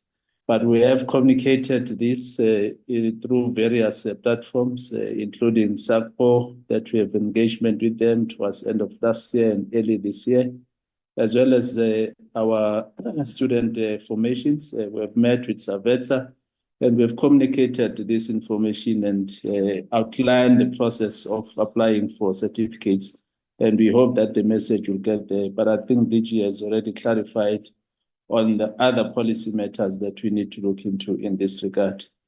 DG, I think I will just also touch on the issue of the update on the war room, particularly in the Eastern Cape region, where the portfolio committee visited, particularly the issues that the Honorable Chair raised around Buffalo City TVET College. As we stand, out of the 900 allocated number of beds for the students of BCC, NSFAS has already filled or allocated 732 students, and we hope that by end of this week they would have allocated all 900. Indeed, Chair, you raised a concern in terms of the state of those facilities. We still yet to get the full reports. NSFAS will be back on the 11th of March in that campus to monitor the progress in terms of the suitability of those facilities and make sure that indeed they are conducive for our students. On Lovedale, where we also had a protest, we have since received late last night, Honorable Chair and Honorable Members, confirmation from the SRC President that the students will be back in classes today. Indeed, our team is there as we speak. They have confirmed that all students went back to the college because most of the matters have been resolved. Of course, not all of them. They have requested that the management make sure that by at least end of this week, all the matters are attended to. Others are long-term, of course, issues of student accommodation might take longer, but the majority of the issues have since been resolved. On Port Elizabeth, the Honorable Chair and Honorable Members, the team had a meeting with the student management yesterday together with the SRC. And today there are no new incidents that have been reported. But again, the team is also visiting this college later this afternoon just to monitor the situation in that regard. I thought I should just reflect on those, Honorable Chair. The DG has already touched on the issue of the filling of vacancies, particularly of the principals in TVET colleges. I must indicate, Honorable Chair and Honorable Members, that we received a parliamentary question 173 that was dated the 16th of Feb, which we have since responded to last week on the 21st, where we gave a detailed information on the vacancies and the filling of those vacancies of principals. Maybe if I may just highlight, Chair DG, just to on a broader level, that the province that was hit hard has been the Eastern Cape, where we had about 6 initially vacancies, but we then had a 7th one because the principal had requested a transfer from Ingwe TVET College to Flavors Marek TVET College. So that created about 7 vacancies out of 8. I must report, Chair, that out of those, we have been able to conclude the interviews for 5 of those. The other 2 that must still be filled, I think, is Port Elizabeth, that we must still conclude the shortlisting that is happening in the following week, as the first week of March. With Ingwe, the advert has been issued out. We hope that we will also be able to finalize this process by end of May. But on the others, all, in total, we had about 14 vacancies of principals. The Ekala TVET College, the principal is starting on the 1st of March. False Bay in Cape Town, we are finalizing that process tomorrow because the assessment, competence assessment, have been concluded. And therefore, we hope that the principal will start also maybe on the 1st of April. The majority of them, as we will provide a full detail, Honorable Chair, on this filling of vacancies of principals. Today, we're scheduled to finalize the shortlisting of Umfolozi TVET College. but due to the sitting of the portfolio committee, we had to reschedule that particular process. But all the others, Coastal KZN, the shortlisting have been concluded. Ekurhuleni West College, SAID and Dale, so all of those are due for the interviews in the first week of March. So we should be able to conclude this. On the deputy principals, we also have a report which will provide a written report in this regard that will detail all the vacancies that are still there and those that have already been filled.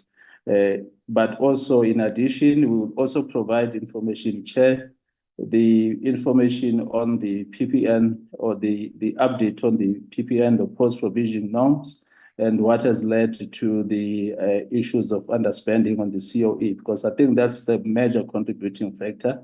There were teething programs in terms of the initial implementation of the PPN, which have since been resolved with all the stakeholders, and the pushback that we encountered from our stakeholders, but those have since been resolved with the team that the DG has deployed in these institutions. I think, Honorable Chair, you've also touched on the issue of the SOP, whether it's used as a tool, proper tool. Indeed, it is assisting us in terms of the identifying the minimum requirements that the students needs to meet. Once that has been done, students are then advised to choose the best programs that they can then enter into.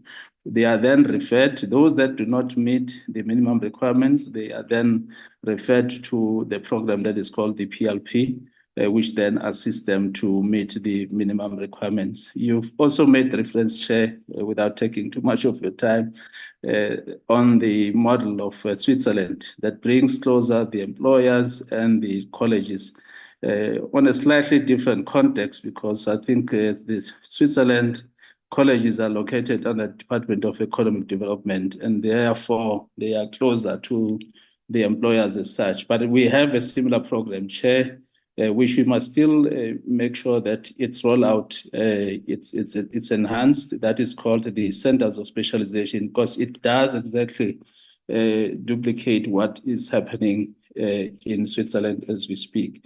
I must say, Chair, on us receiving a huge number of applications, it actually a good problem in a way, because if you go back to 2009, the split of the department and the establishment of the higher education department, there was not much said about TVET colleges back then. And thanks to our Honorable Minister, Professor Nzimande, who advocated for developing a skilled and capable workforce using the TVET colleges. And since then, we had a number of interventions that had led to this sector being attracted. The only thing that is now required is the deployment of resources in this particular sector to make sure that we are able to meet this demand. I've never thought back in 2009, Chair, I've been in this sector from way back, that at some point we'll sit with 2.4 million applications for the TVET sector. That's a good and exciting, but indeed we do need to see how we then accommodate those that have applied in the TVET colleges. The interest is there, the appetite is there. We now need to see how we deploy the necessary resources to meet this particular demand. DG, let me pause there for now, but I think the other responses we'll be providing them in writing that relates to the vacancies of principals and deputy principals. Thank you so much.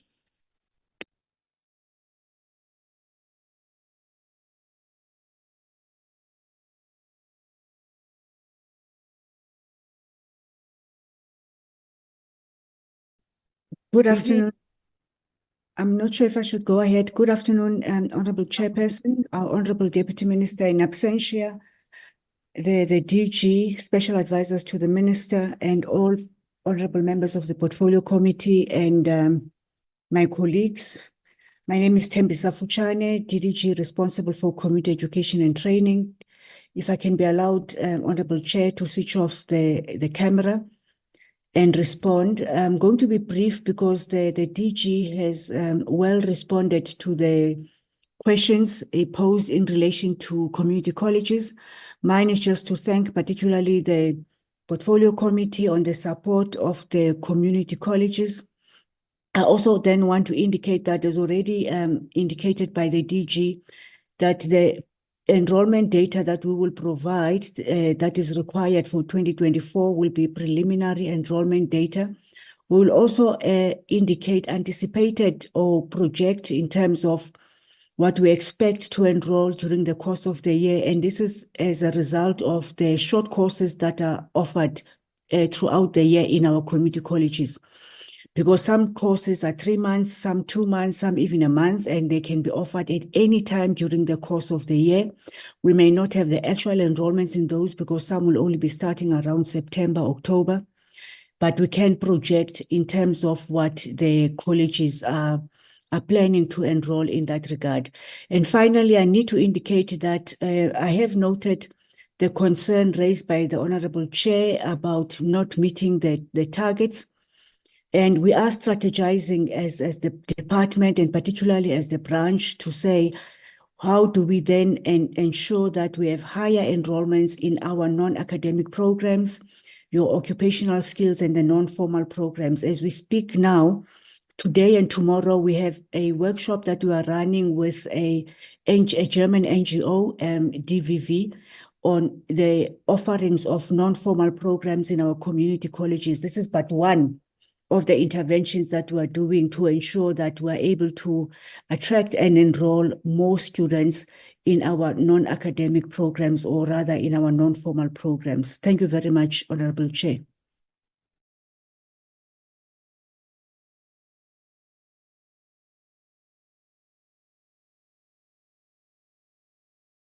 Who's coming in next? Good afternoon. Good afternoon, Chair, good honorable members, and DG and colleagues in the room.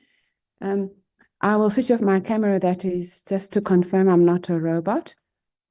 So just to start off, I think I'll start off from the end. I think Honorable Mananiso spoke about the using official languages in the cash system. I don't think that's a matter one can debate. You're absolutely right, and we will consider it in the marketing campaign that we commenced with early in December last year. So thank you for that input. And then on the question of naming of the universities, just to indicate that the current names are for reference purposes. Ultimately, the naming needs to involve all stakeholders, and it will be confirmed on the launch of the universities. I just thought I should add that as part of information. And then Honorable Letsie spoke about appointing or doing a forensic investigation into the issue of accommodation. I cannot agree more with you.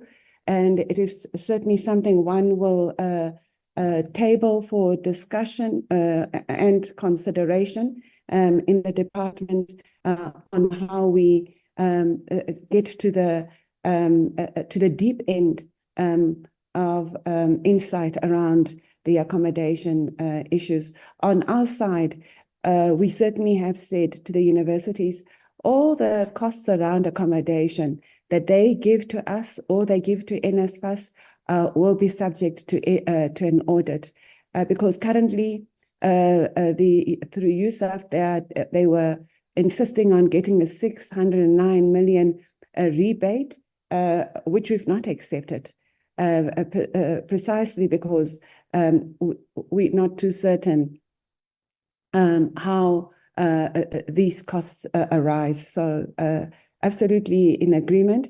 And then on the question of the Competition Commission, you are correct, Honorable Letsie. I haven't seen progress on this matter, but I do think it's something we must follow up, even as the department, if NSFAS has not done it, because it is a matter of great concern. But I should indicate that in the interim, what NSFAS did is that they asked the World Bank to assist in understanding all the input costs. And that work has not been concluded, but it has started to provide some insight around differentiated costs, particularly in metros and non-metros. Then on the question of how long will the pilot project run, the information we have from NSFAS, that is the accommodation pilot, it's 1 year, and it should end January 2025. Then on the question of whether an interdict, and I think the Honourable Chair was referring to the presentation on the universities on whether an interdict is not something, a matter of concern. I can assure you, Chair, it was the last resort. There was damage to property, students were being threatened, and the university wanted to restore the academic year for affected students. So I think it was really a last resort after weeks and weeks of negotiation and bargaining around the salary increase. And my understanding there, it is 4% versus 7%. 4% offered by management, 7% sought by the unions. And then on the issue of, I think DG covered DUT and UKZN, but we'll continue to keep a close eye there, especially as DUT have decided to move online in the interests of protecting students and the university. And then what conversations are with DBE? I think DDG Zingu may have made reference to this. But on our side, from the university side, we do realize it's becoming a very, very serious issue. It is a matter that really needs perhaps what is this, not just a DG to DG discussion, but we must involve the relevant stakeholders because they are all impacted differently. But universities have really are carrying the cost associated with this. But there's an underlying cost, and the underlying cost is that if we have these late registration, late release of results, the NSFAS students suffer the most. And this is what we learned from the engagements, specifically at CPUT, University of Western Cape, where we engaged directly with the universities, students, with the registrars, with management around this. And we could see the pain, particularly coming from the students. The registrars were really struggling to understand how this could be, a late release could be justified. Invariably, you have medical students who start in January, so confirmations need to take place effectively before the matric results are released. So it does throw the sector into disarray. And so hopefully we will, in fact, let me promise I will try, with the DG's help, try to organize a sector-wide consultation on this matter. I do think we all need to compromise so that we can reach an amicable solution. And then on the issue of CAS functioning optimally, I think this question also came from Honourable Chair. Yes, it is quite, I think your question, in fact, let me try and answer it on multiple layers. It's, universities do not seem too excited around cash, or maybe it's because the systems have not matured and it is in early days. But for universities, we've received thus far, sadly, a very limited number of offers made through CAS. Many students were referred to them. In total, offers made through private institutions and public institutions were sitting at 691. And then this is the other catchment that we just don't understand, or when we say flip side, we don't understand and we need to investigate. Of the 691 offers made, only 81 accepted the offers. So one needs to investigate why students would apply and then not accept the offer. Is it a matter of misunderstanding? And maybe the question of language brought in by Honorable Mananiso is a factor to consider, that the students don't understand that they've got to go back to the system in 3 days, because that's the turnaround time CAS offers. If they go back in 3 days and confirm, if they don't, then they lose their place. So maybe there's a misunderstanding or misalignment on the turnaround times offered by the CAS system. And then offers declined were sitting at 83. This is a huge improvement from the numbers computed this time last year. But of course, Chair, the CAS system only closes in March, I think around 15 March or so. So that is where we are with that one. I hope we've covered all of at least as many of the students as possible around the CAS. And then, yes, I think you also made a reference to the question, I think it was Honorable Letsia, that for some reason, CPUT is not coming out clear on transportation, neither is NSFAS for the students. The accommodation offered, and this is in terms of, following allegations with the students at CPUT was, okay, so accommodation has been found, but it is so far from campus. Who's going to cover the cost? That matter has not been settled. And when we engaged with CPUT, they said that is the accommodation they found to be within the NSFAS cap threshold. So I think, and I must agree, Honorable Letsia, we must just conduct an investigation in terms of the numbers produced, but also perhaps engage with the Competition Commission to reach some finality around this matter. I hope we've covered all the issues. Thank you, Chair.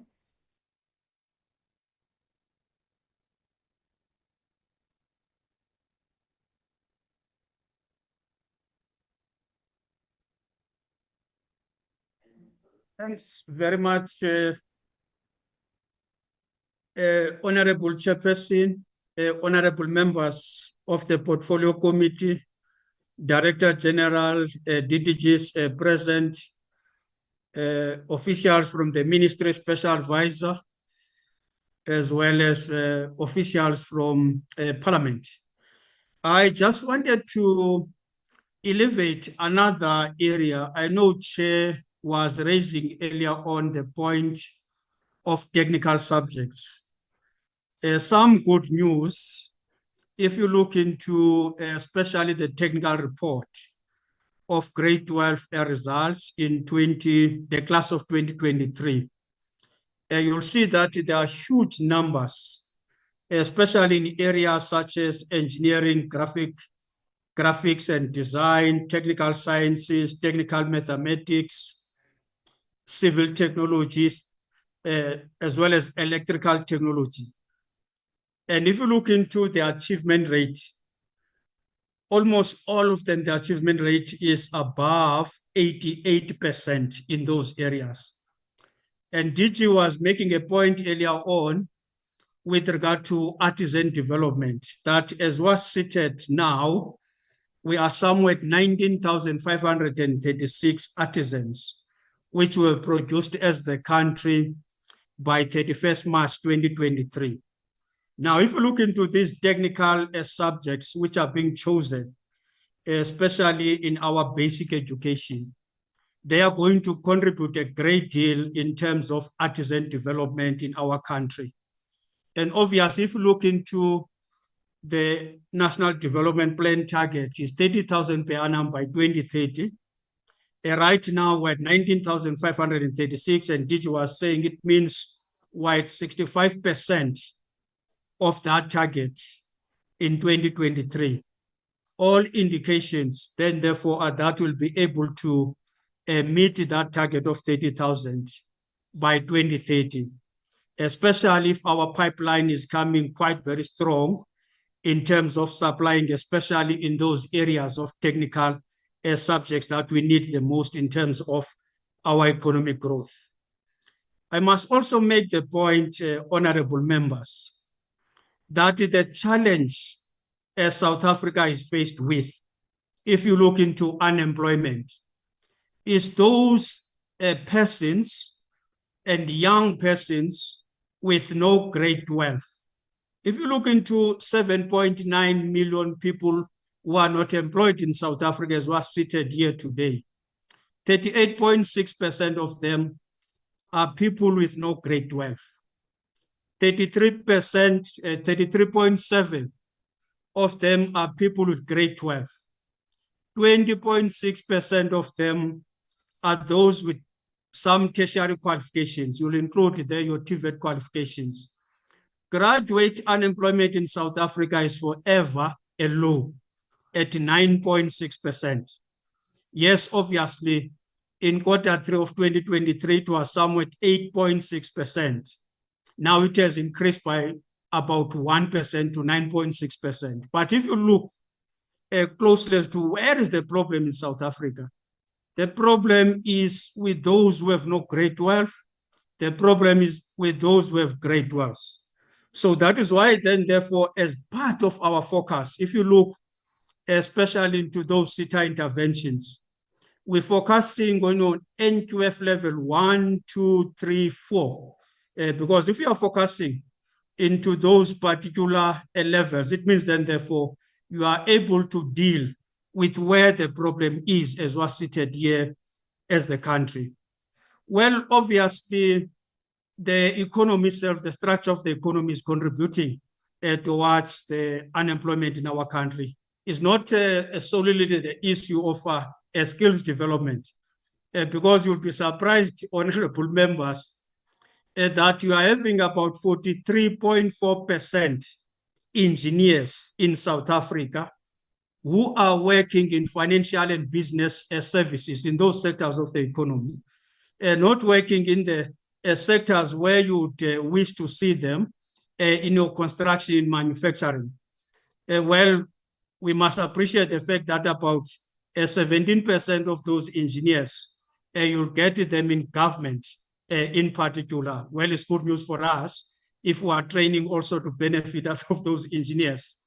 11% you'll get them in the manufacturing sector, and 2% you get them in the utilities. That's where you are going to get your energy security in the main.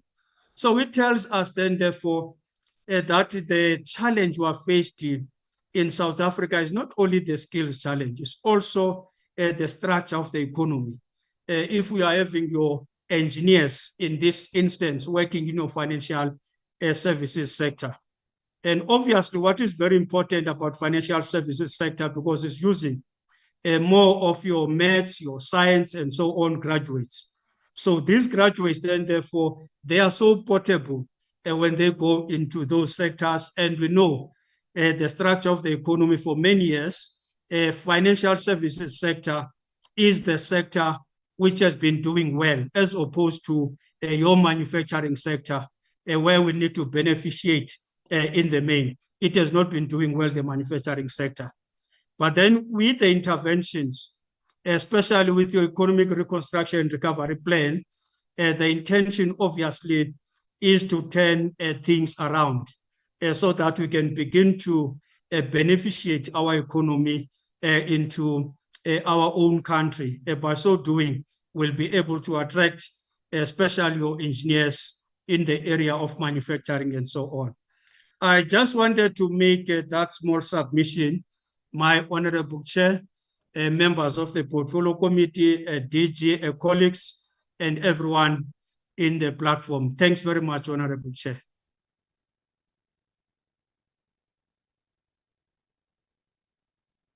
Thank you. Thank you, Chair. I think there is one question, Chair, that I wish to respond to on how many principals and deputy principals and campus managers in the final stages of appointments. May I indicate that there are 14 principalship positions. Of those that are on final stages are 4, that are shortlisted are 4, and those that are at interview stages are 6. That give us a total of 14 vacancies of principalships. Of the positions of deputy principals on final stages is 18, shortlisting 16, interviews are 9. Regarding campus managers, we've got 10 on final stages. There are 3.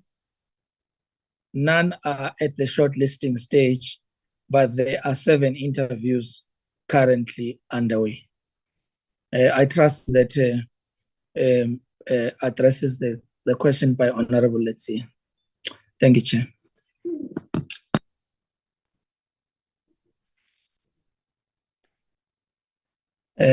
I'm not so sure if CFO wishes to say something.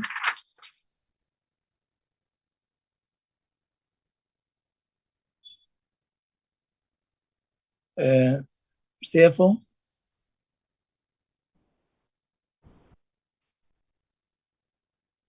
There's no response from the CFO, Chairperson. May I submit the responses of the department with a commitment to put that in writing in the other questions that may still require us to answer. Thank you, Chair. Thank you, DG. If we could also have the reports, the full report on the feasibility studies, if we could also have that full report, please. But nonetheless, DG, we accept your confirmation of the good work that you've done. DG, you're saying how is tembi. But for me, what it means, DG, if we're able to do all this great work that colleagues have shared and if we're able to make strides in the areas in which we've made strides, what it then means is that we do have capacity to fix many challenges that the sector is currently faced with. It means we can reach a day zero on Lama appeals with NSFAS. You know, DG, at NSFAS, some cases are not closed. Like a child will give up. That's not closing a case. A child giving up is not closing a case. They'll give up because they've not been responded to. And, and at times the child even will go back home and just continue with their lives. So when we see, this good work that's been done by the department in these particular areas where we struggled for a long time, it gives us hope that there are many other challenges that we can resolve. We can resolve the issue of the calendar coordination between DBE, NSFAS, and institutions of higher learning. It means we can resolve all the issues relating to NSFAS in general.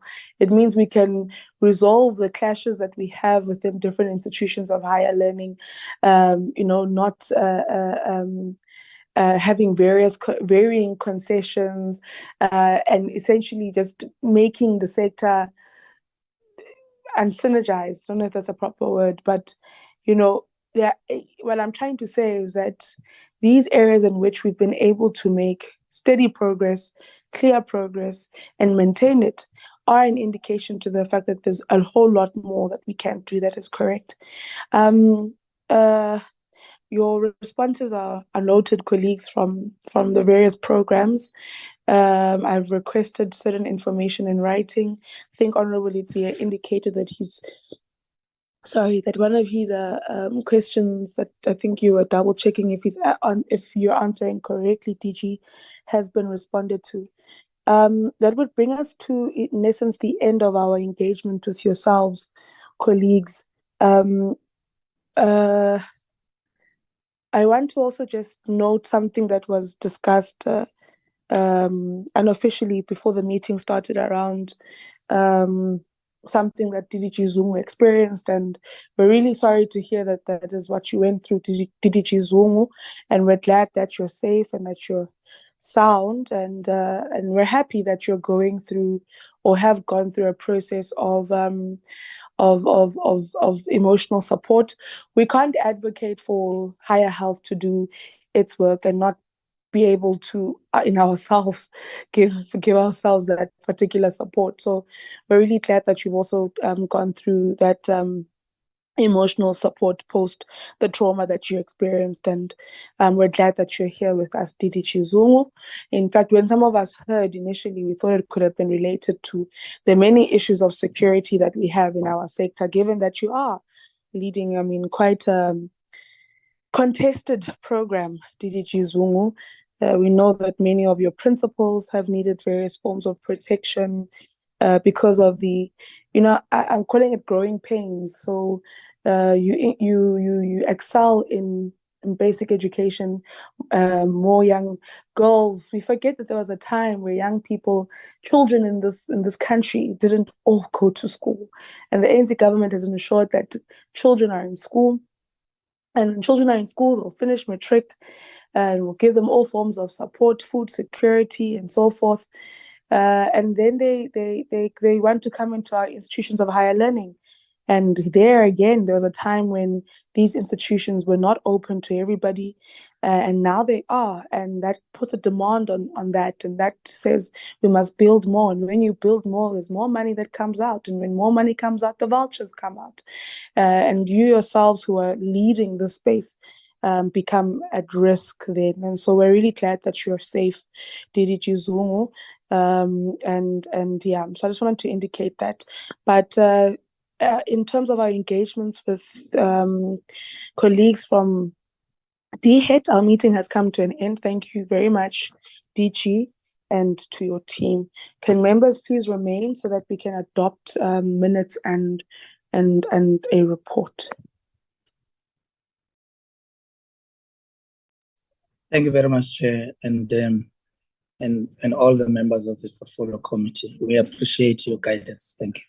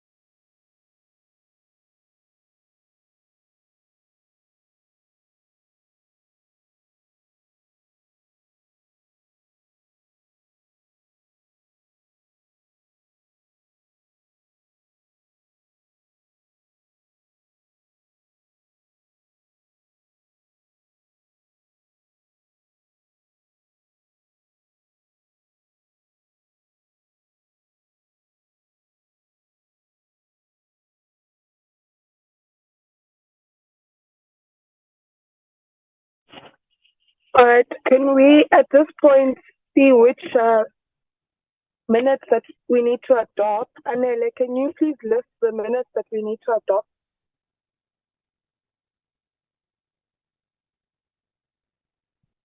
Chair, thank you very much.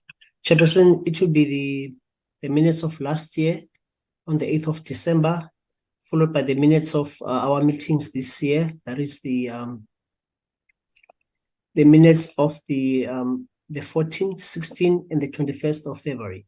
And then the last will be the oversight visit to the Eastern Cape on the 5th and 7th of February. Thank you, Chair. All right. Can I request, because our meeting on Friday is not comprehensive. I think we're meeting with DSI. And I know we shifted it from last week because of, But can I kindly request that we adopt these minutes? And I know that we've shifted them before, but can I kindly request that we move them to Friday? In fact, we can start with them right at the beginning of the meeting. The meeting is in the afternoon from 2. Can I kindly request that we start with the minutes and the report? I know the report needs to be tabled as soon as possible, given that it forms part of our oversight. Agreed. All right, thank you. That brings us to the end of our meeting, honorable members and colleagues. Thank you very much. Thank you, Malbongwe.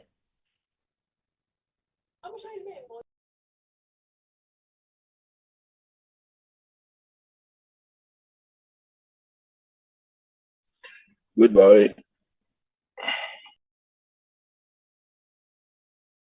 Recording stopped.